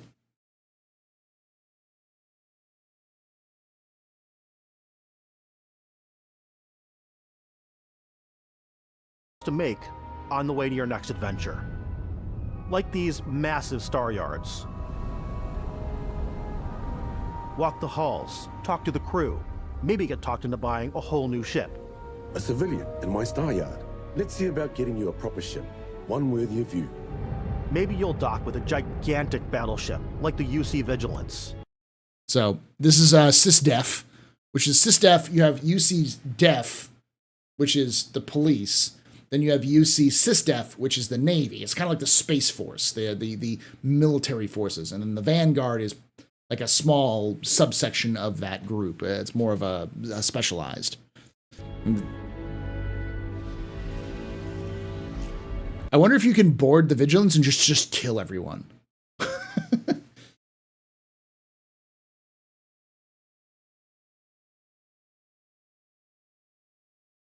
They're exactly the same as stations. You'll go onto them, you'll cutscene, you go into them, and you'll navigate them just like you would navigate a station in their own things, that kind of thing. Marines, Navy, cops, kind of, yeah. Or rub elbows with the galaxy's wealthy elite on a cruise ship fit for the stars. Terran Preservation Society. So there's definitely something that happened to Terra, to Earth. There are plenty of personal encounters to be had as well. You can hail any ship you come across to trade... Narcissus. The UC Narcissus. Swap info, or maybe even commit an act of piracy. Let's do this. When I'm playing, I generally go crazy. I definitely go like the more piracy routes. I want to take over ships. I'm going to board ships. I'm like, this is now mine. I steal all these sandwiches and put them, in my cargo hold that I have specifically for sandwiches. I don't want to play the hero, but I want to go out and just start taking things from people as quickly as possible. So that's like a unique little quirk, like, oh, I can steal sandwiches and store them. It's less of a... That's going to cause a lot of problems for the engine, but yes, it's that. She's an executive guaranteed. I mean, look at her outfit. I think she's a producer, an executive producer, so. Some strangers might be looking for a little human connection in the darkness of space. Hi, Grandma. I love that that's Grandma. Hello, stranger. I just finished cooking up some food. If you want to come on over, just pop on by. Does my grandma have a spaceship that I can just hop onto and have food with? That's nice. Some of the best moments are the ones you discover on your own. The thing I love most about Starfield is that it is a Bethesda game through and through. It's really about going to strange new places, meeting interesting people, and getting sidetracked on zany adventures. Then realizing 2 hours later that you're involved in a completely new story. You're human. We thought we were the only ones to leave Earth. So she mentions Earth, leaving Earth. This is probably a generation ship of some kind that left before the grav drive was built. So that's an interesting concept. That's very Star Trek oriented. I imagine that a lot of the quests are going to be heavily inspired by old Star Trek episodes and Star Trek concepts. So that DNA is so present here. It's in our random encounters, it's in our handcrafted quests. And it feels so cool to play it and just make your own path in this universe. There are over 1,000 planets out there, just waiting for you to visit. We want you to feel like explorers, breaking ground on new planets, exploring every inch of a mostly untouched galaxy. We want you to feel hopeful. We want you to feel this sense of awe and wonder, and sometimes a little fear. We're giving you a massive playground and a ton of toys, and just setting you free.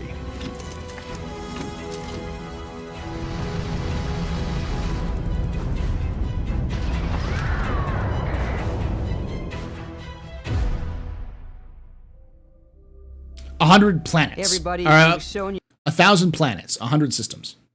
So you so much I think they're counting moons as planets as well, like 1,000 landable bodies. Though it could be planets. stuff, but we thought we'd just take a little break and show you something a little bit different.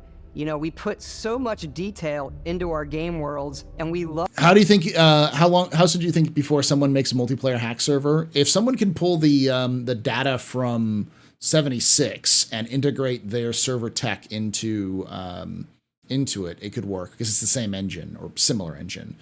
But it'll take a while. Skyrim Together took a very long time as a mod and it still doesn't work very well. So it'll be interesting. Though I do think people have modded 76 as well.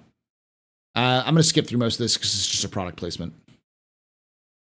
Totally translates to this. Inspired by the cases that the astronauts used during the Apollo era to bring back samples from the moon. It's got an intricate locking mechanism, authentic, heavy, comes with a Constellation patch, native strap, and the overall functionality and believability of this as something that would exist in the world, in the Starfield universe. So he says 2188. Oh, and hey, take this. You'll find it very useful out there. 2188, yep. And it even tells the time. We actually have something else. Now that we're part of Xbox, we get to work with the amazing people on the Xbox hardware team, and together we have created this custom limited edition Starfield controller. It's Okay, it's got yellow in there. Orange, red, yellow, and blue. I thought it was red, white, and blue, and then orange, but yeah. awesome. It is now, you know, our favorite controller.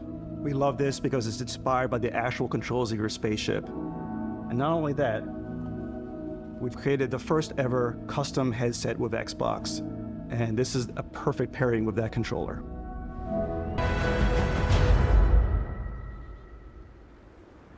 This is Freelancer and I love it.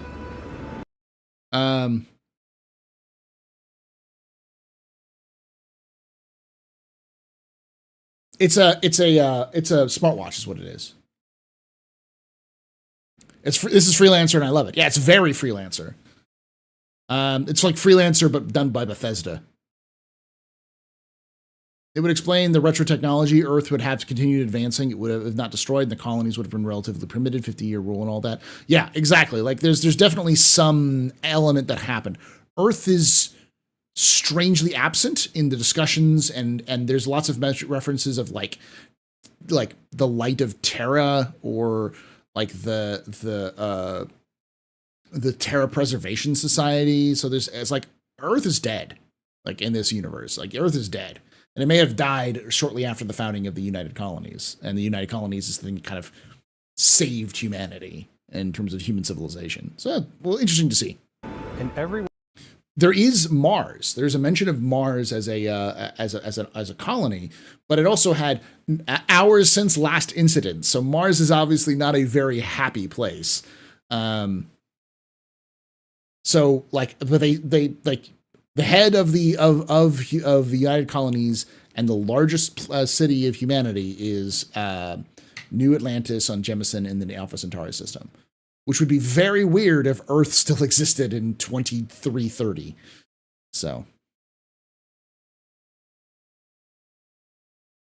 no, that was not the St. Louis Arch. That looks like a alien structure of some kind. One of our games, we always put so much care into all those little details that breathe. Is this joystick compatible on PC? Yes. It's just it's an Xbox One controller. They have wireless ones. I think it's a Bluetooth. So as long as you have a Bluetooth adapter for your computer, it'll be able to run it as like a Bluetooth adapter. The life into our worlds. But Starfield isn't just a Bethesda Game Studios world. It's a Bethesda Game Studios galaxy. So why go this big with Starfield? Because we want to give you freedom on a galactic level. The freedom to experience both the exciting planets and the quiet ones. Scanning a planet before you land is a great way to get a sneak peek at the available. All right, I'm going to pull it back to where we were. Here we go. Illumination to light the Does that look like the St. Louis Arch? World based on the type of star and. Does that look like St. Louis? It looks much bigger than the St. Louis Arch.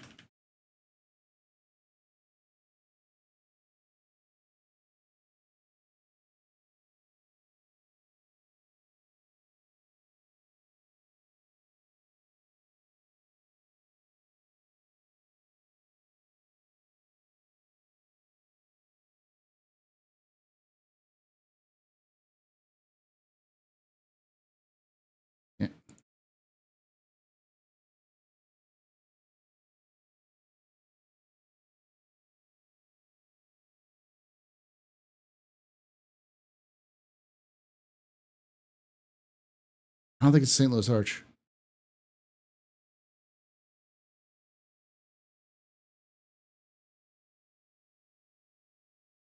I think it's just an alien structure that kind of looks like it.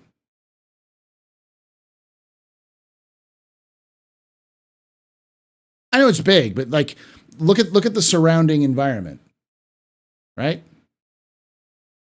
You think the St. Louis Arch would have survived, and none of the buildings would have survived along with it?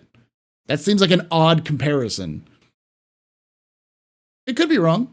But it's just, that would be a very weird thing, that the only thing that survived the St. Louis Arch, and there's literally no other debris, and it survived in this well. And don't tell me Fallout, because Fallout is different franchise. Not even like stuff. Yeah, but you'd also have buildings around it. That would be as well.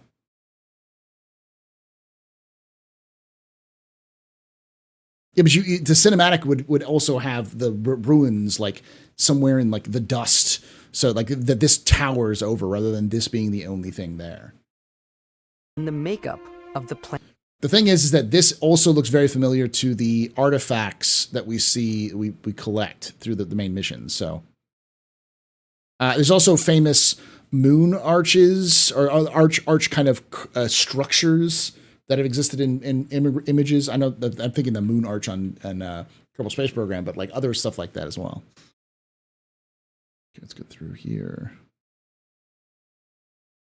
The freedom to experience both the exciting. Oh, Earth is 100% dead in this universe. Like there's something wrong with Earth. Like it's no longer functioning. And the quiet ones. Scanning a planet before you land is a great way to get a sneak peek at the available resources you can use for crafting, building, and customizing. I think what's cool about this whole system that we generate the planet itself as a procedural content, but the handcrafted content itself comes as the player explore. So the planets themselves are procedurally generated, which we knew that. But the system builds a planet as the player approaches it. We stitch together a block of terrain. After that, we have the system that adds interesting locations for the player to explore, creatures to encounter, ore and plants to pick up. It allows us to add that touch of environmental storytelling that Bethesda is known for. So, all of the planets are procedurally generated. All the landing zones are procedurally generated. So the terrain you're going on is completely different depending on which gameplay you're going through. That's what I'm gathering.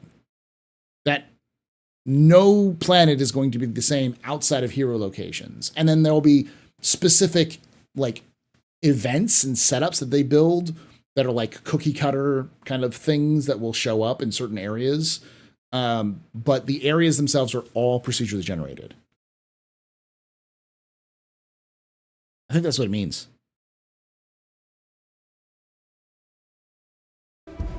Aggressive creature. I mean, it's a video game, lol. This isn't the kind of movie, kid. It's just a weird kind of. It's a very weird. It's a very weird building. It'd be very weird to kind of have that exist like that. I get like, oh no, but it's a video game. We don't care. It's like, yeah, but that just doesn't fit right, especially when there's other circular structures like that which exist in the game's kind of lore. So. Creatures have been disrupting our experiments. Their habitat isn't far from here. If you could take care of them for us, we would be in your debt. So even if your friends were to visit the same planet that you had, you would have a different story to tell. So yeah, so it's all procedurally generated. So my guess is that each area is procedurally generated and you won't be able to explore each area necessarily. But I could be wrong.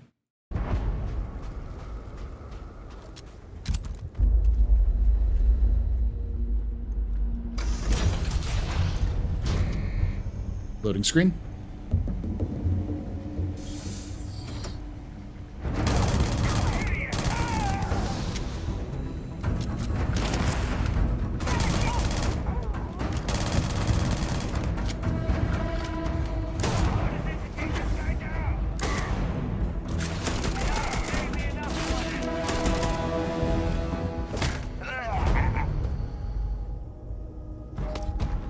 It's completely up to you how you want to interact with each planet, Whether you want to explore and see what you can find, harvest resources and be on your way. So those creatures are also procedurally generated, by the way, y'all. So like they take certain archetypes and they're going to just randomly like spin them together.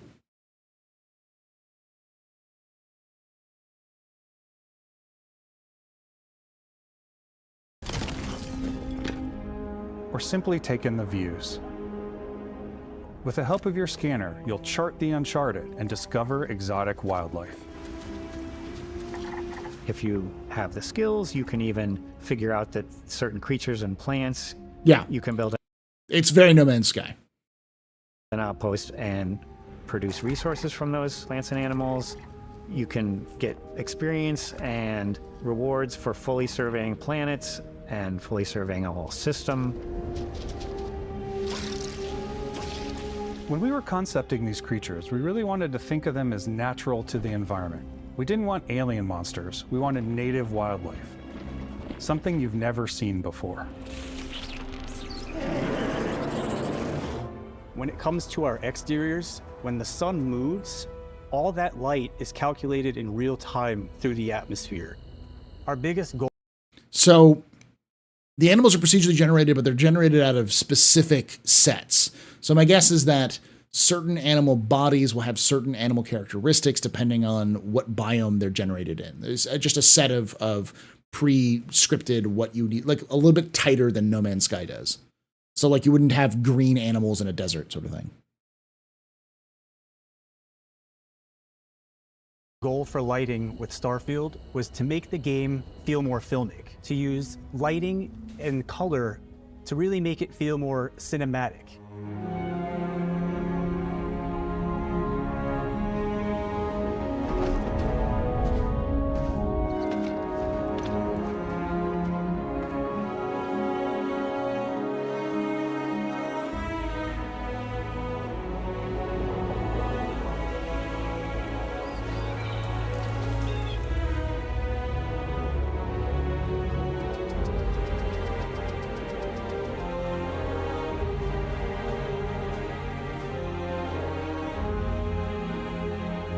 See, another arch there. After some exploring, you can find a spot to set up a base camp. Outposts can be built almost anywhere on any planet. And the habitat modules come in all shapes and sizes, filling all different purposes. You can even live in them. Assign crew and companions to work at your outposts for added bonuses and set up extractors to harvest resources while you're away. Something cool we have this time is we have a new fly cam where you can toggle between on-foot building, or you can now use a top-down isometric camera, which helps plan out larger parts of the outpost and placing those larger halves. So that way you can really plan your structures and what the overall feel of your outpost It's is. so much better than that garbage settlement building in Fallout 4. And then when you're on your feet, you can really decorate and fine-tune things much easier.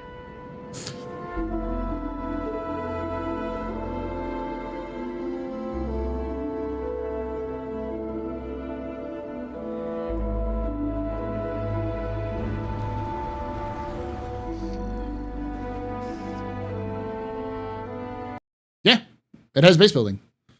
I mean, it's kind of like an extension of the settlement building from Fallout 4 and the camp building in 76. So.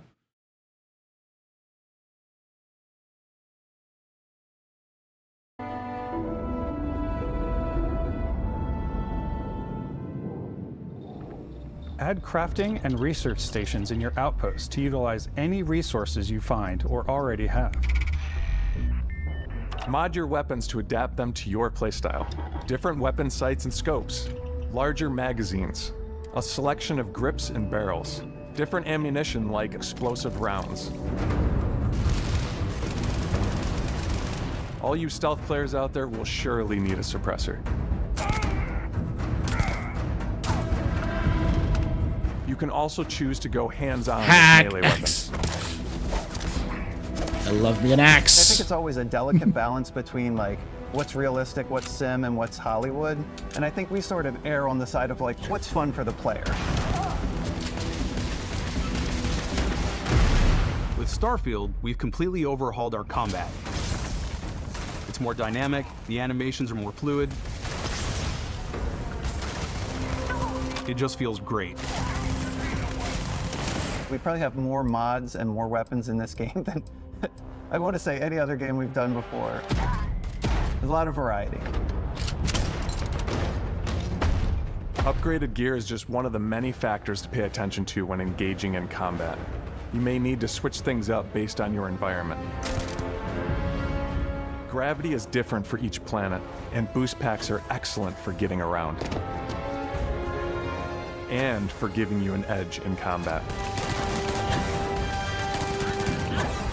Sometimes you'll even feel like you're flying.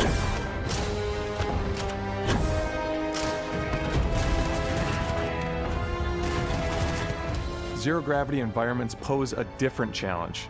Firing a ballistic weapon in zero-G will actually push you backwards. Energy weapons, on the other hand, offer a more stable shooting experience.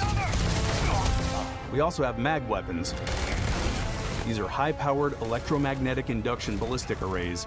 Each barrel has its own targeting laser and can dish out some serious damage.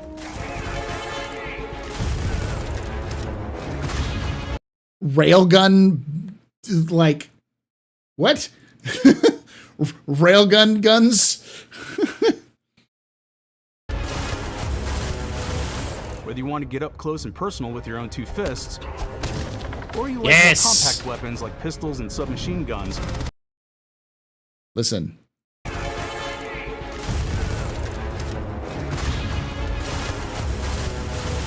Whether you want to get up close and personal with your own two fists. Boom. Punch an alien in the face. Xenos. Or you like more compact weapons like pistols and submachine guns. Or maybe you prefer something bigger.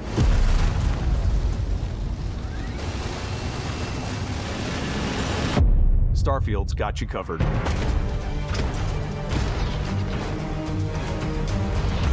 I could have been at a barbecue.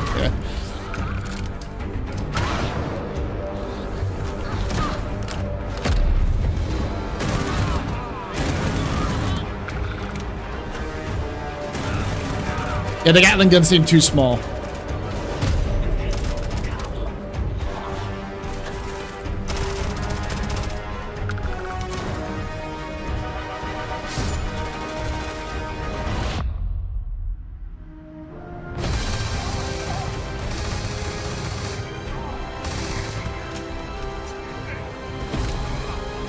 Stab.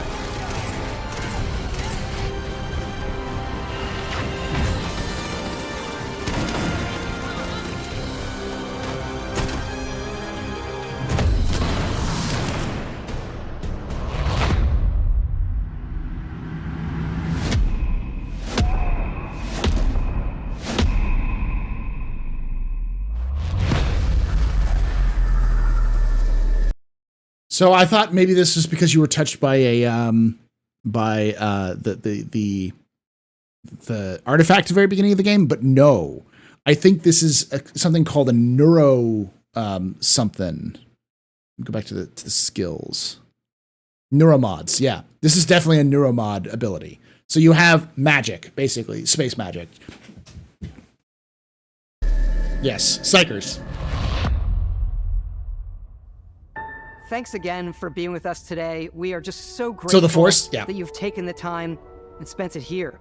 I know there was probably a lot to take in. There's a lot to the game, even more than we could show here. You know, as we play it, we're always sharing these unique and special moments that only a game like this can bring. When I think about what makes it special, it really is the people here. This game is a reflection of the incredible and passionate team that made it. All of them putting something special of themselves into it. So let's hear some of their favorite moments. I love the way that our final combination of all the new tech has come together to create some of the most beautiful sunsets and sunrises we've ever had in any of our games. I love the creatures, the exploration, every biome is different. The word that comes to mind is vast. I like to use our photo mode to take rockstar photos. I just love that constant feel of discovery. Photo field. And wow, I can't believe that there's more here. I'm most excited about our Outpost building systems. My favorite part is every time you step out on a planet, it's a unique experience. You spent all this time building your ship, and you see it on the landing pad. These things are gigantic. It's the kind of thing that you just can't get anywhere else. There's something about seeing a tower over in the distance and going, I know the gravity's low here. I think I can make that jump. My favorite part is biomes, spaceships, audio design, planets, the day-night cycle. Those details matter to me. Diplomacy, exploration, freedom, the ending. Vesca. The writer. I love the robot so much. The incredible amount of worlds we created. Sniper rifles, come on. Lever action, rocket launcher. Brain sprout. I love, but some people might find creepy. I don't know. I know what's right then. The thing that I enjoy most about the game is the freedom to be who you want to be, do what you want to do. It's what you've come to expect from a Bethesda title, but on a much bigger scale.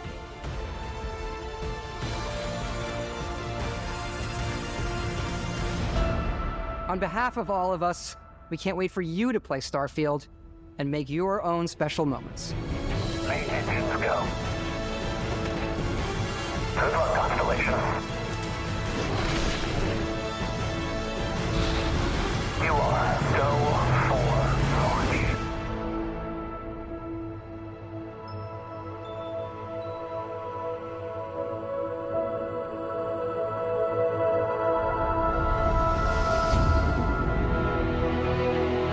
All right. So,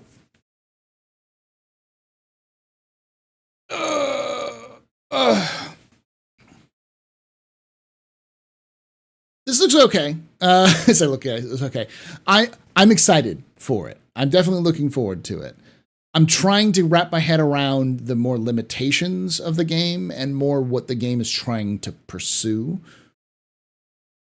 Because I think the way that they're dynamically generating the entire planet, so every planet is different depending on who goes there, so no, not one planet. That was something that I thought they were going to be doing like last year. They didn't even mention anything like that. I said, that's got to be it. They got to be procedurally generating these planets in a way that no two people are going to have the same experience. And I'm right, because that's the reason, one of the reasons why you hide the transition between space and ground, because they can just randomly generate whatever they want on the ground, and because you wouldn't be able to see it from the sky.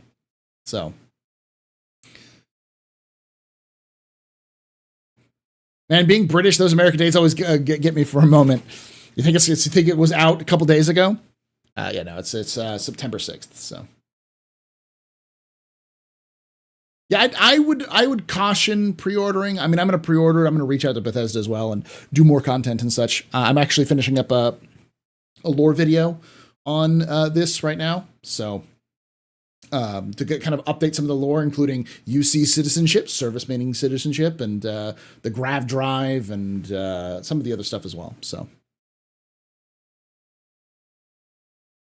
I think we're getting pre-generated planets, and I can't wait to see which ones. I still think we are getting pre-generated planets. They said that there's a handful of planets which will be hero planets that are dedicated to the story, and then there's everything else. So like 95% of the universe is randomly generated. So like most of that 1,000 planets is randomly generated. So I wouldn't sit here and be like, oh, this is going to be amazing. It's like, no. Most of the game is based off of their Radiant Quest system. So, but there's a lot of stuff that's in that they're building inside their own, like for instance, Jemison is probably handcrafted. I'm sure it uses the same system of like they procedurally generated it and then came in and handcrafted it, but Bonkers Waffle is both. Yeah. And by the way, if anyone here knows more information about this than I do, please tell me. I'm still a little confused about the exploration stuff. And if anyone here is watching from Bethesda, reach out. I'd love to hear more about this sort of thing as well. I know I'm used to devs being more open, but I'm not always the case. So, who cares about limitations? Enjoy what Bethesda game brings. It's important to note limitations, Ronan, and not get yourself caught up in hyping something, because that sets bad expectations. And Bethesda has had a history of doing that. Because, like Fallout 76's announcement was fairly like that. Like a lot of people thought it was going to be Appalachia. It was going to be another single player game from the Fallout devs. And they're like, this is great. We're getting a Fallout much earlier. And then it turned out to be multiplayer, but they refused to say it was multiplayer until the announcement. And a lot of people were getting hyped up about a single player game. And it wasn't until somebody who had known the developers internally who came out and said, yo, this is a multiplayer game. I'm only releasing this now because Bethesda refuses to set expectations for this. And it killed a lot of the hype that people had for it.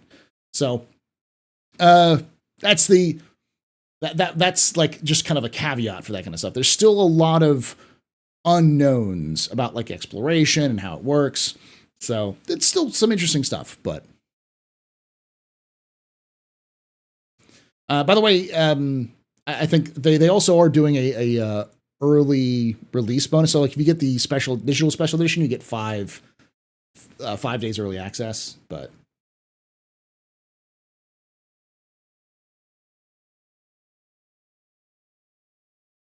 all right. Yeah, Bethesda's it's in the name. They're from Bethesda, Maryland. That's why they're called Bethesda. And a lot of people said like, hey, this sounds like Fallout and like Skyrim were basically blueprints for like tests for Starfield. It's like, yes, they were. Every game that Bethesda's made in the last 25 years has been a step towards Starfield. Maybe not intentionally, but like in ways that they can, the reason why Starfield exists the way it does. So I'm going to look at this next interview to get a little bit more information about it. And then we'll kind of wrap it up here coming up there.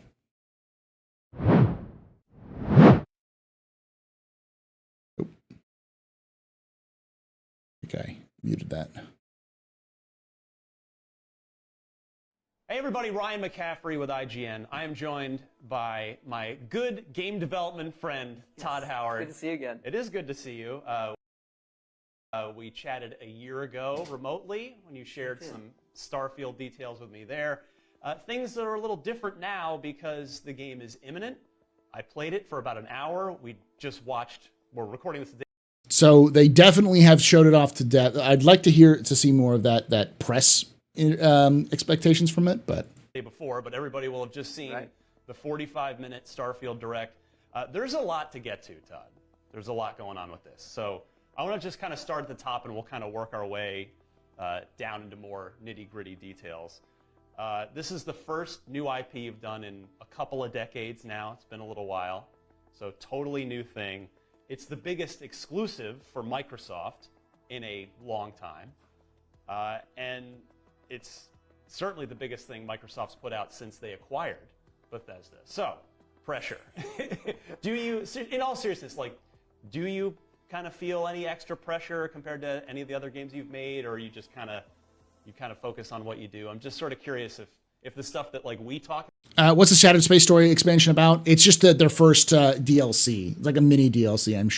I'm guessing stuff that probably cut content that they weren't able to put into the game, sort of thing. So they just put it off to the side.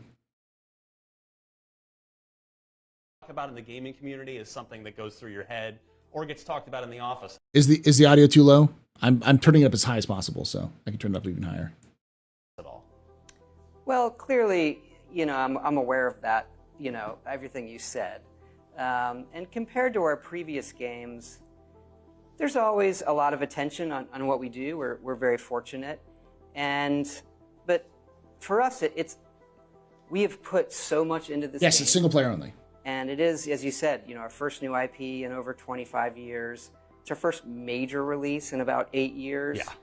So for us, we have just put so much into it that we're just doing everything we can to make the best game that we can.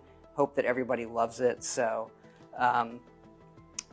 we feel we're on the right track, and we're really fortunate, I think, with some of those things you said to get the attention. Yeah. And that we know there's a lot of people out there looking forward to it, and we just view our job as, hey, just do the best job we can do, put everything we can into the game. Ready.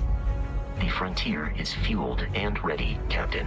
So I think the last time we talked, or maybe the time before, I gave you a little grief for you Babe Ruthian, you called your shot with 11-11-22 really far in advance. I did. And I think we were having a little fun about that before the delay. So, I mean, it's good. We want a better game. We don't want, you to just make the date just for the sake of making the date. So just out of curiosity, There'll probably be some Nuka-Cola how reference. has the extra time been spent specifically with Starfield? Well, look, it's just such a big game. And as you do these things, you do your best as it comes to release dates and projections. But given the scale of it, if one thing is off that by a percentage, that can escalate quickly to more time. And we've really spent it most of this year playing the game a ton, over and over, and making sure that it's balanced, it's as fun as possible, honing systems and interface, obviously bug fixing and all of those things, performance, and really getting it where we're really, really sure and solid on what we're putting out there for everybody. Well, speaking of performance, Xbox gamers went through a little unpleasant surprise with the last big Bethesda exclusive not too long ago with Redfall, and that maybe not performing on console on the Series X, kind of how we'd hoped. So I think really all we're looking for is not necessarily everything's got to be 4K 60 or 120 frames, but just kind of nobody likes surprises, when it comes to the game that they're going to buy, how it performs, how it feels. Now, your games have always been these just boundary-pushing, envelope-pushing, huge, open, detailed worlds. They've been 30 frames per second on console traditionally. So I'm going to turn it over for you for a second here. Just lay out, just so that nobody's surprised come September 6th. Sure. What are we looking at if I'm going to play this on a Series X, or even if you want to mention Series S as well, like what's the experience going to be, technically speaking? Yeah, I'm glad you asked. I think it'll come as no surprise given our previous game. PC Dad, just before Starfield releases. Starfield's not going to release until September. You've got all summer. Games, what we go for are always these huge open worlds, fully dynamic, hyper detail where anything can happen. And we do want to do that. It's 4K in the X, it's 1440 on the S. We do lock it at 30 because we want that fidelity. We want all that stuff. We don't want to sacrifice any of it. Fortunately, in this one, we've got it running great. It's often running way above that. Sometimes it's 60. But on the consoles, we do lock it because we prefer the consistency. Yeah. They locked. Did you lock the game to? They locked the frame rate to like the time or something like that for 76. So if you played it says 60 FPS, you move everything would move faster. But okay, yeah. Right. Well, you're not even. I'm not too worried about frame rates. There's so much fetishization over frame rates. I don't get it.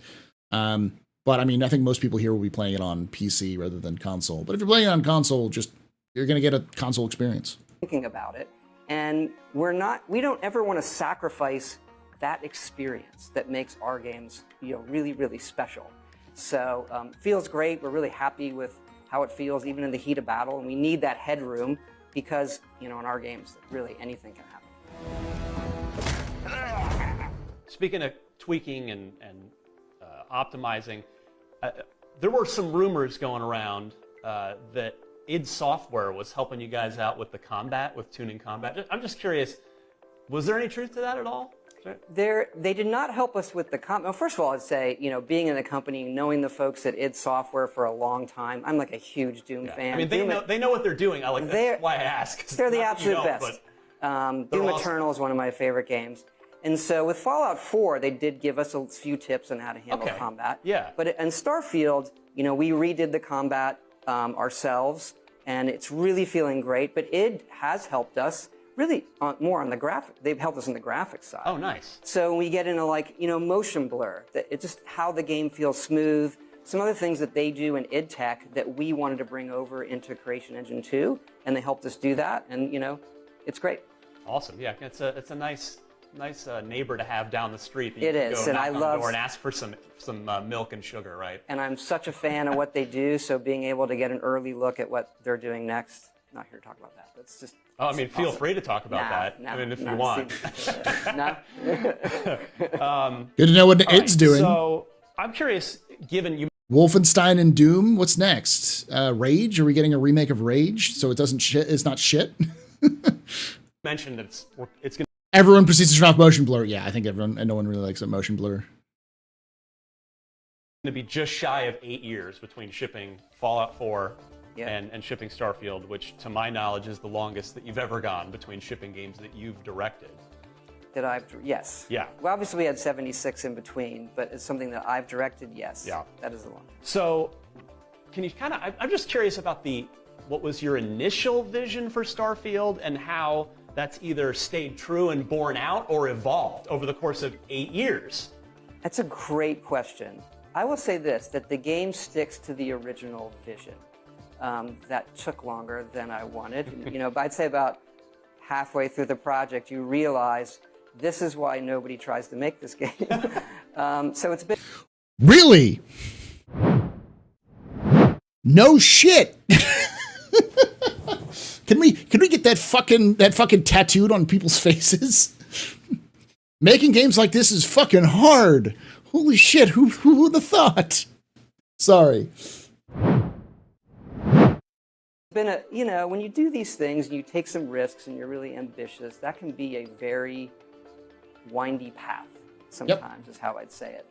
But it is true to the vision we had for our type of role-playing game set in space and where your mind kind of goes. And we want to, as much as possible, say yes to the player. Like, can I do this? Can I do this? Yes, yes, yes, yes, yes.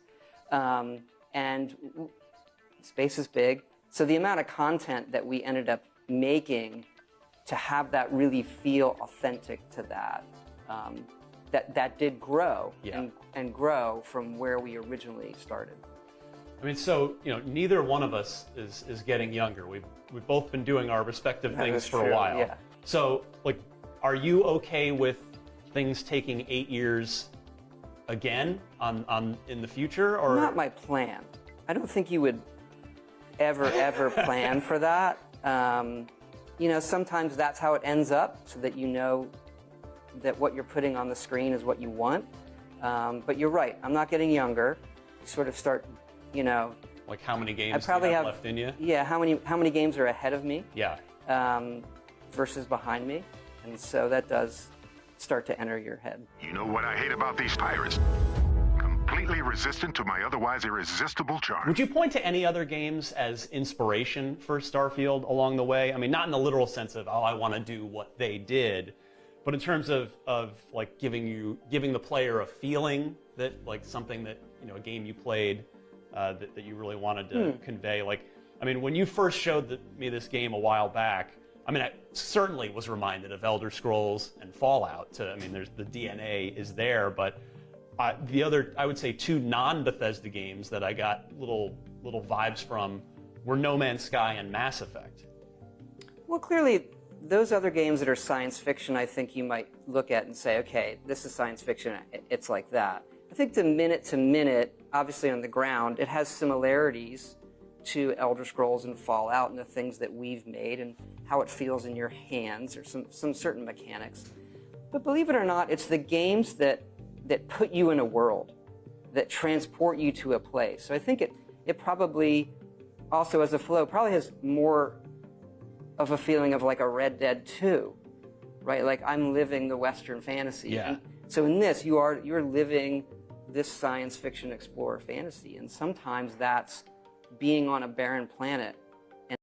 Todd was a young developer during the age of the immersive sim, around the same time as Chris Roberts was finishing up his early career, his middle career, now his late career, chasing that kind of a high as well. That was a big thing back in the day. And those of you who aren't around may not know this, is that the immersive sim genre, Deus Ex is a great example of the original one. System Shock. These were very focused on trying to immerse you in the world you were in, which is why Chris Roberts keeps talking about that with Star Citizen. But, similar things with Lord British and those other folks as well. And so this is a big kind of like, that generation of developers is now lead developers, and the generation that kind of grew up with that. And now they're trying to kind of push it on themselves. So yeah, but that's a good example to Red Dead 2. I would it's kind of like how you'll hear developers mention games that make no sense I covered a lot of Star Citizen, so like Chris Roberts is often, who's a developer for that, lead developer that, often references Dark Souls as an inspiration because he likes the hardcore, severe nature of Dark Souls, where if you make a mistake, it can cost you. But where like you're rewarded for doing the right thing or for learning how to play it. And Red Dead Redemption 2 is a great example because it's like that means that Todd Howard is trying to is emphasizing like the narrative and the immersion and that whole thing. So yeah. And nothing is going on. Or an Old West town, like we saw that in the direct, kind right? Of Old Or West inspired. and all of that. So for me, it's games that where I feel I am rooted in the reality of this universe of the game, and everything else kind of disappears. There was, like, I mean, as people have now seen, there was a lot in the direct, in the 45 minutes that were covered. A big takeaway for me was that for everything we saw, there was just sort of these hints of Constellation, and that seems to be who the main story is going to revolve around. But separate from that, or kind of, I guess, adjacent to that, it seems like there's so much to do in this game that are you going to be okay if players just don't end up really necessarily even paying much attention to the main story and just end up kind of doing their own thing out there, or are you going to are you taking kind of greater pains to make sure that people want to stay and get through that main path before they get back out to the wild space frontier? It's a good question. I view our job as giving people the menu. Yeah. Here are the things you can do, and it's a very large game. Obviously, there's a lot to it. It can be complicated at times, and we have found. Now, the one thing I will say, a lot of people in chat are being like, "Oh, well, wait, you know, the multiplayer be added to be something first thing people want to mod." The way this game works, I think it would be difficult to mod for multiplayer because it is very heavy on single player. Red Dead Redemption 2 was built with multiplayer in mind. It still took them a while to get Red Dead Online, but Red Dead Redemption 2 and Red Dead Online share a lot of the same DNA because they were built with the same with each other while they're being developed. But like even like games like Skyrim and the other sorts of like someone mentioned Hogwarts Legacy, those are all single player games, but they take place in a single location.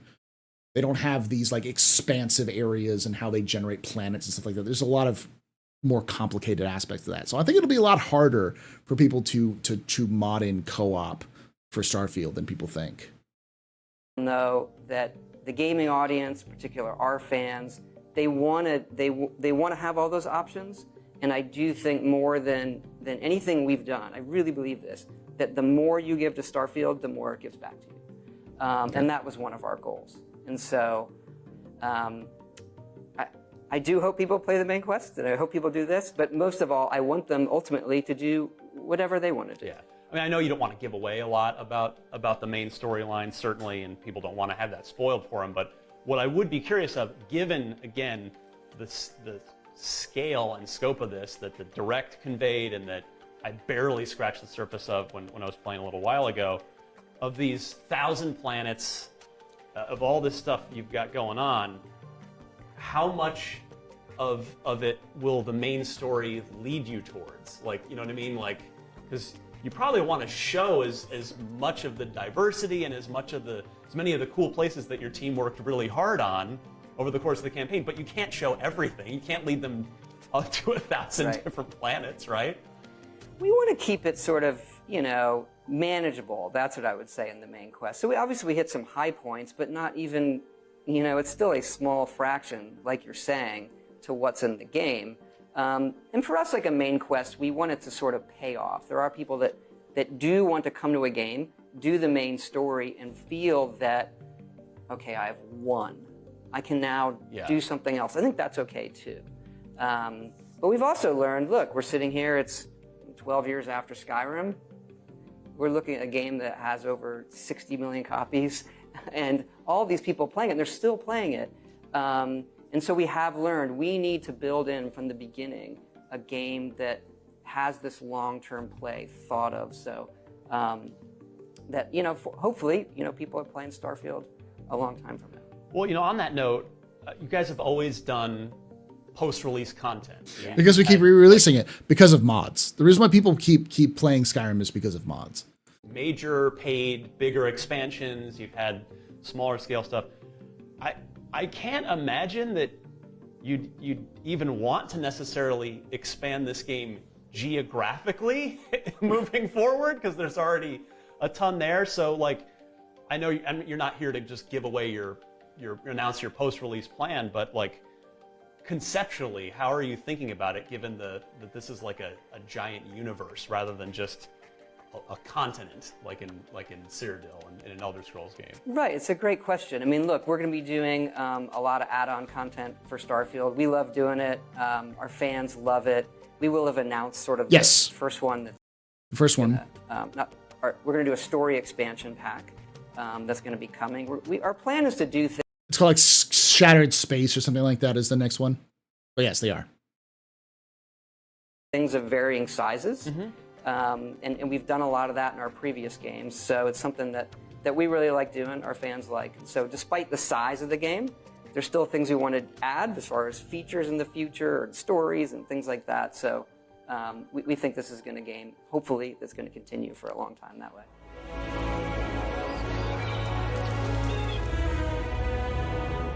At the end of the Direct, we heard from a bunch of folks on your team about their favorite moments that they've had while playing. Can you paint me a specific picture of a memorable moment for a character that you've rolled that you've been playing in recent months? Like some just memorably cool scenario. Let's see, just a few weeks ago, I had landed on one of the early planets and this sandstorm blew through and I went to run away from it, and this, you know, ships can randomly, once in a while they can randomly land, like enemy ships can land. So I'm going through the sandstorm, the ship landed, and I get in this firefight, and I got on the ship, and while I'm shooting the guys on the surface of the planet in the ship took off into space. So now I'm in outer space on the ship, and I was just like, can that happen? I guess that can happen. Yeah. That's cool. One of my favorite moments from Oblivion, which I've told you many times is my favorite game of yours. That's the one that I have the most positive memories with. Was randomly finding a unicorn in the forest. That is yes, you can do that there. So, are there like 50 of those kinds of things? There's a in good this number. Game where there's a just lot. Stuff that's not a quest, you'll just randomly happen upon this. Random encounters. Memorable, special. I don't want to spoil what they are, but yeah, of course, we love that stuff, and we have some really, really special ones in this game that I think I'm very curious to see how long after the game is out, you know, that people discover it. Yeah. Now, you mentioned Skyrim and tens and tens of millions of copies of that in the sort of historic runaway train that thing's been. I mean, you probably can't count on that level of success again necessarily. No. So what does success look like for you with this game? That's a good question, because with Game Pass, we're obviously going to be bringing in, you know, probably the biggest audience that we've had for a launch. And so it just makes you really fortunate to know that you can take these kind of risks with a game like this and be ambitious, but still know that it's going to get in a lot of people's hands. So, I mean, I think for us it is that, you know, people say they love the game. And I think all games go through a couple phases. Like, you have this phase where the game isn't out yet. What do people think of it? Then there's like, what do they think of it the first week it comes out? But then you got to think about, what do they think after a year? What do they think after year 2? And so I hope that, you know, it sort of stands the test of time, like our other games. I don't focus on like the number of users in that way. But I guess you can't really design for a game that will stand the test of time, right? You just have to do your best and hope that it works out. That is very true. You do the absolute best that you can do. Again, the whole team is just, we have really poured ourselves in this one over a lot of years. And, you know, You cross your fingers, you do everything you can. There are systems you can design that say, hey, look, this system is going to work over a long-term play, over hundreds of hours, like a character system, versus, yeah, after 30, you've burned through everything. That's certainly not the case here. It's clearly not, based on what I've seen so far.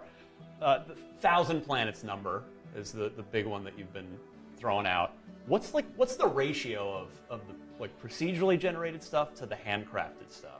Well, the planets themselves, the landscape's pretty much all procedural. We kind of make these large, think kilometer-sized tiles we've generated, and those get kind of wrapped around the planet. As far as handcrafted content, more than any game we've done. I've stopped giving out numbers, but just in the dialogue, it's more. So it sounds like what Todd is saying is that these kilometer-long tiles, you can travel between them. So that's a different take. They're saying you can just walk across the entire planet. We rewind that. I've stopped giving out numbers. That's certainly not the case here. It's clearly not, based on what I've seen so far. The 1,000 planets number is the big one that you've been throwing out. What's the ratio of the procedurally generated stuff to the handcrafted stuff? Well, the planets themselves, the landscape's pretty much all procedural. We kind of make these large, think kilometer-sized tiles we've generated, and those get kind of wrapped around the planet. So that because what he's implying is that these tile sets are there, and then once they're done and generated, and they put around the planet. That means that you can encounter all of them. They've done that in the past. They do that with they did that all the way back in Morrowind too. So, are there any space waifus? I don't think so. There, Gold Ember. I'm sorry. As far as handcrafted content, more than any game we've done. I've stopped giving out numbers, but just in the dialogue, it's more than it's more than Skyrim and Fallout 4 combined. Well, the problem is, TT Digit, is they haven't specifically said that can you, like No Man's Sky, walk around the entire planet? Or is it you land and then you are stuck to that location and you can't get out of a certain area, similar to, say, Outer Wild or Outer Worlds, and then so you have to get back in your ship and fly to another area, and maybe there's a zone that you can visit. That zone is limited. It prevents you from going across everywhere, and they just kind of zone you. You have thousands of little zones, and it has borders. Where did they say that? Because I want to confirm that they said that it is you land, it's procedurally generated. All of the content in there is procedurally generated. Well, for some planets, for most of the planets, and even the terrain. And then you kind of do that. They said zones, but they haven't explained what that means. That's my problem. It's is it No Man's Sky open exploration, or is it Outer Wilds Keep that. It's the Outer Worlds zoned areas.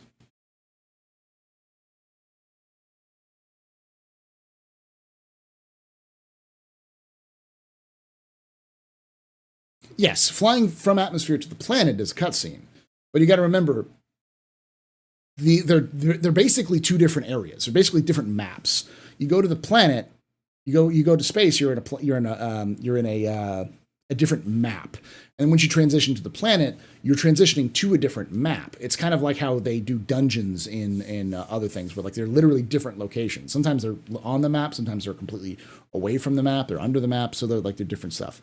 So.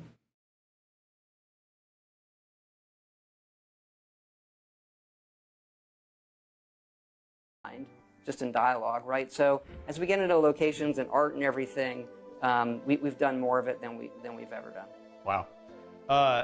Is it reasonable to suggest that if Starfield is as awesome and successful as we all hope it is, that as gamers, is it reasonable to think that a Starfield 2 is 10 plus years away? Because the reason I bring this up, not to bring it back to how much time do we all have left, but you have always kept... Is this going to get depressing? No, I hope not. Okay. But you've always kept your team, clearly on purpose, as one team. Bethesda Game Studios, your team, and you had been alternating between Elder Scrolls and then once you acquired it, Fallout, and you've gone back and forth. And now you've had this 8-year Starfield thing in here. You've already committed to Elder Scrolls 6 is the next thing. You said it's in pre-production. And then last year when we talked, you said, yep, Fallout 5, I want to do that. That'll be next. That was more of like a general, it will clearly be after Elder Scrolls 6 at some point. Okay, That's like, let me clarify that one. All right, go ahead. At some point in the future. Games getting so big and development times grow so much now we have to ask these questions. It is, but there's also important to remember that you have games like, you have game engines which are evolving with it. The thing that's really exciting, as much as people make noise about any part of Unreal Engine, the thing that makes Unreal Engine super exciting isn't that it's a super good engine, but that it does things for developers that would have required a lot of work and effort and time on the developer's part. It basically shortens the process. It makes things look and function better. It has tools that make things look and function better that would have to be ripped out and reprogrammed entirely or completely done from scratch. Lighting, water, physics, there's a bunch of stuff. They're tools that come standard with the Unreal Engine, the new Unreal Engine, which makes it a lot easier for developers to develop, which is the reason why games like Starfield had to completely rebuild the Creation Engine, the Creation Engine 2. So they had to go back and rework, go through probably tons of old bugs and fix old problems, legacy issues, tech debt issues, and rebuild stuff like their lighting engine and a lot of animations and stuff like that. That takes time and effort. Whereas something like the off-the-shelf ones are starting to have a lot more plug-and-play variability where you can get similar quality and content as a custom engine, but it doesn't take you as long or as many people. So that's really the gap between the two. Okay, so like Elder Scrolls 6 is the next one. Yeah. The thing that gets me is they're saying the Creation Engine now has procedural landscape generation and lighting. Lighting $5, the animations are still tied to the frame rate day one. That's the good question. AG Sharp. But if Starfield's awesome and you want to do another one, and the team wants to do another one, and the company wants another one, it sounds like it's probably going to be a while. I don't have a great answer for you there. It's an astute observation. I mean, I'm not trying to get you to unveil the roadmap. Like, I'm just because again, you've kept your team smaller. You have to date not like grown a second team within the studio, unless you have, and that's. Well, we have what I would call a full size group team on 76 still. Right. Updating that game, it's doing great. Very fortunate. But you're right in that we have gotten bigger. We have 4 studios. We have the one in Rockville, we have Montreal, we have Austin, we have Dallas. So we have gotten bigger to handle all this. We work with a lot of partners on stuff. But that doesn't speed things up necessarily, right? You need a certain size. We're relatively small comparatively, right, to do these things. And I think if we look at Skyrim, again, not the plan to have an Elder Scrolls 6 this far after Skyrim, but in today's day,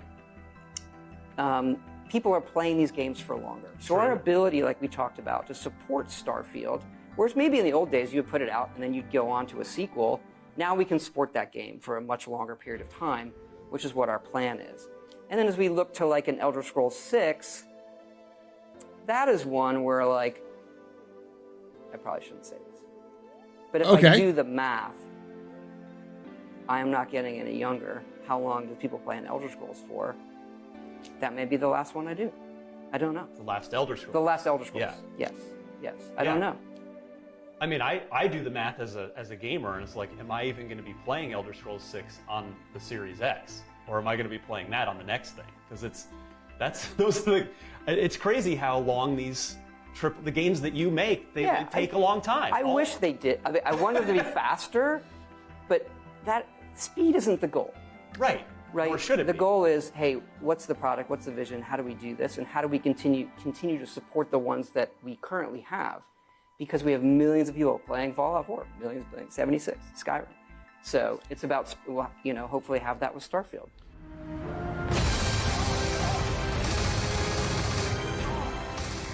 you had told me last year that you want to direct Fallout 5, like that you want that to be your game at some point down the road. But now with the Microsoft, Bethesda, Xbox Game Studios family getting a lot bigger, you did work with Obsidian years ago with New Vegas. Could any of the games that you and your team have created, any of these 3 franchises, would you make that? Would you want to work with any of them potentially on something in the future? I mean, I can't say never to. Look at those wrinkles, low nose bags. I literally remember him. Did you work for Bethesda, Jaded? For intern for Bethesda Studios, yeah. To any of that, for us, it is what's going to get us the best product. Yeah. How do we stay focused? I think there's a lot of times where you can get unfocused and try to do too many things at once, and then they don't end up necessarily the way you want. And so if I look at other franchises or I look at entertainment in general, I haven't noticed like. Now, but you guys, so yeah, because he was an intern during Daggerfall. He was actually pretty active in the community during Daggerfall, if I remember correctly.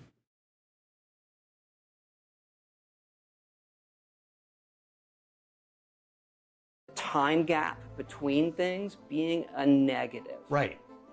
They can be a negative when you think about it and you make a calendar. Yeah. Hey, when Starfield 2. Look at Grand Theft Auto. Exactly. That hasn't suffered in the Or, slightest. The gaps between, I think Half-Life 3 will do fine. Right? So, Wait. Is Todd Howard saying that that time doesn't matter in game development? That the only thing that matters is the game itself?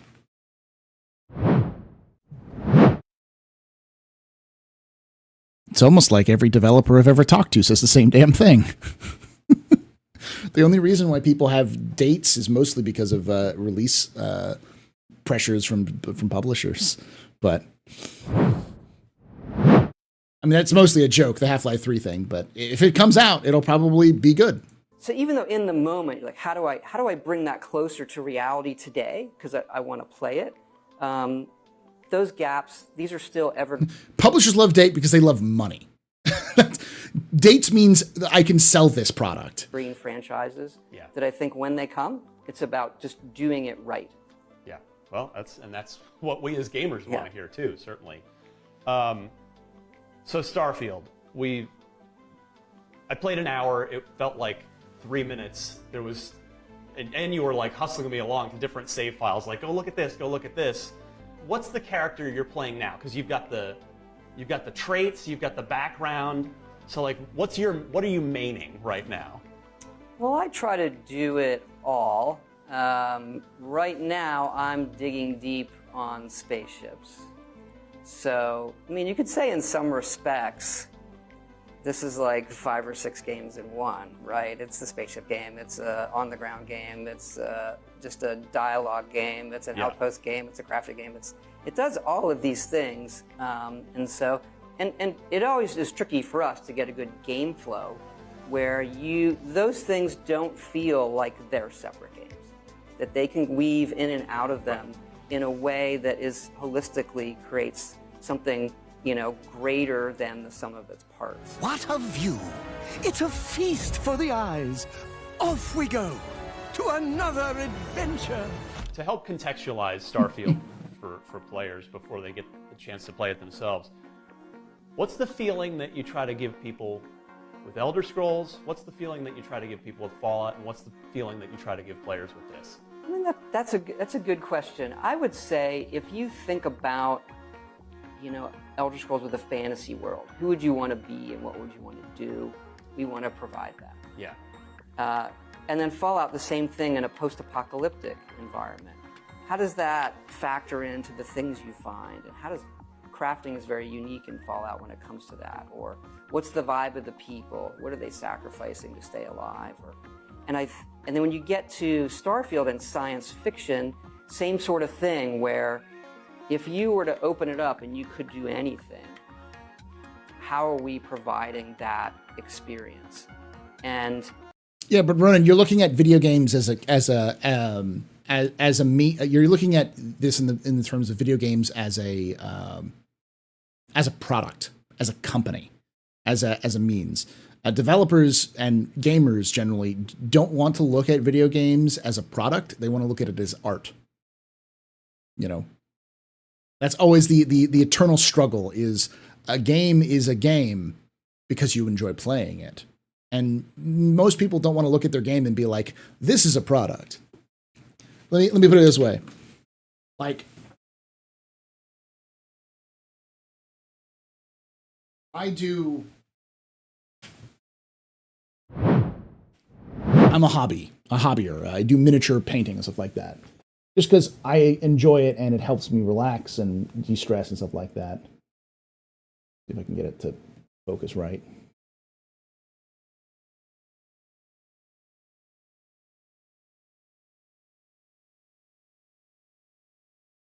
Focus, damn you. There we go. So, all of this is product, right? It's plastic, it's a mold, it's paint, it's stuff I had to purchase for like the base, all of that. But this isn't, it's a piece for a game, but this isn't just a piece for a game. It's a thing that I made, a thing that I painted, a thing I assembled. I chose to do this. It's still part of a product line.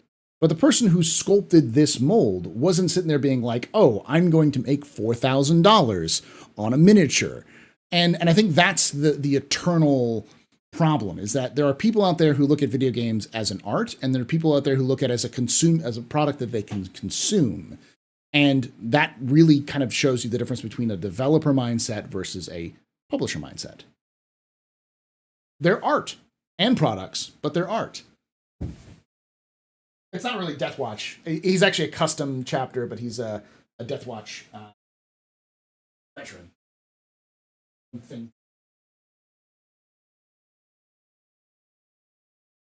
So yeah, I get it. Ronan, you believe in all of the things you're looking at is a product. At the end of the day, what you're pulling up is a product.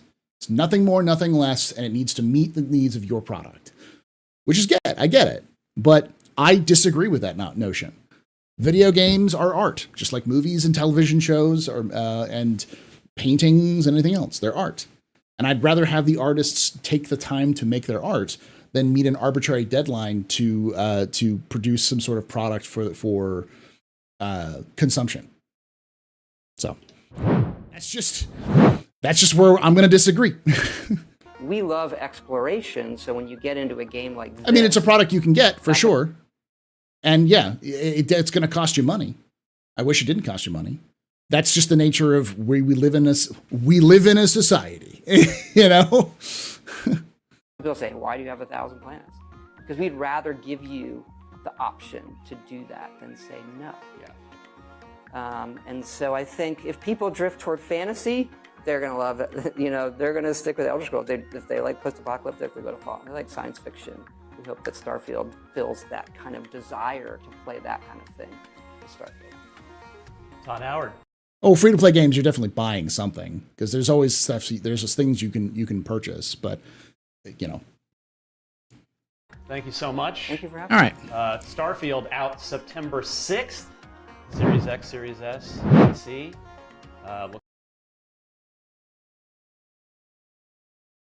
I can show you the G model was like we are pumping out 4K models to sell, not to get off topic. Oh, I get you for sure.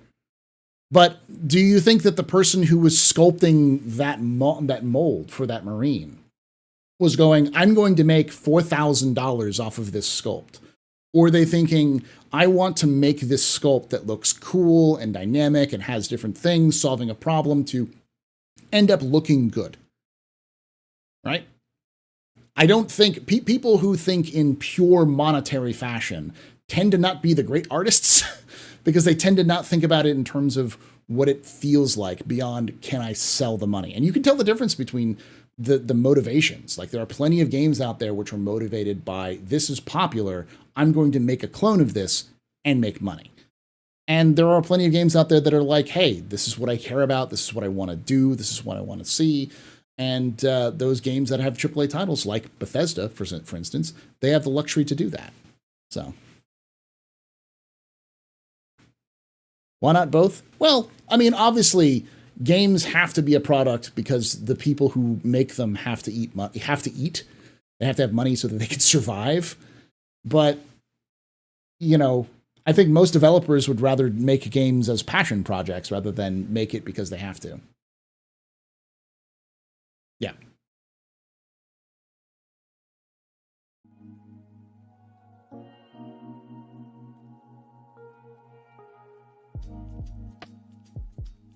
All right. So,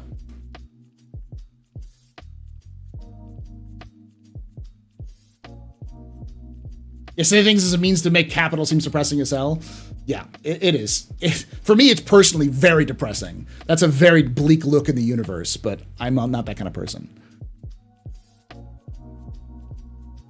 Man, Ronan, I would never hire you on any sort of creative venture. I'm sorry. If you're pretty bleak on your belief. This person was given a project with a deadline, and I expect them to meet it because I need my money. Like, man, I wouldn't want to work for you either. Jesus Christ. That's off topic though. That's like I'm done talking about that. I've made my point. That's what we have for Starfield. I'm looking forward to it. I don't think we answered a lot of that when it came to for like Todd. There was some information in there, but I'm still looking forward to it. I'm going to be doing a video breakdown of this sometime in the next couple of weeks, but I wanted to kind of go over it live and kind of bounce ideas off of y'all, some of the stuff I saw. And I'm also going to be doing a lore video on some of the newer stuff that's coming out there. So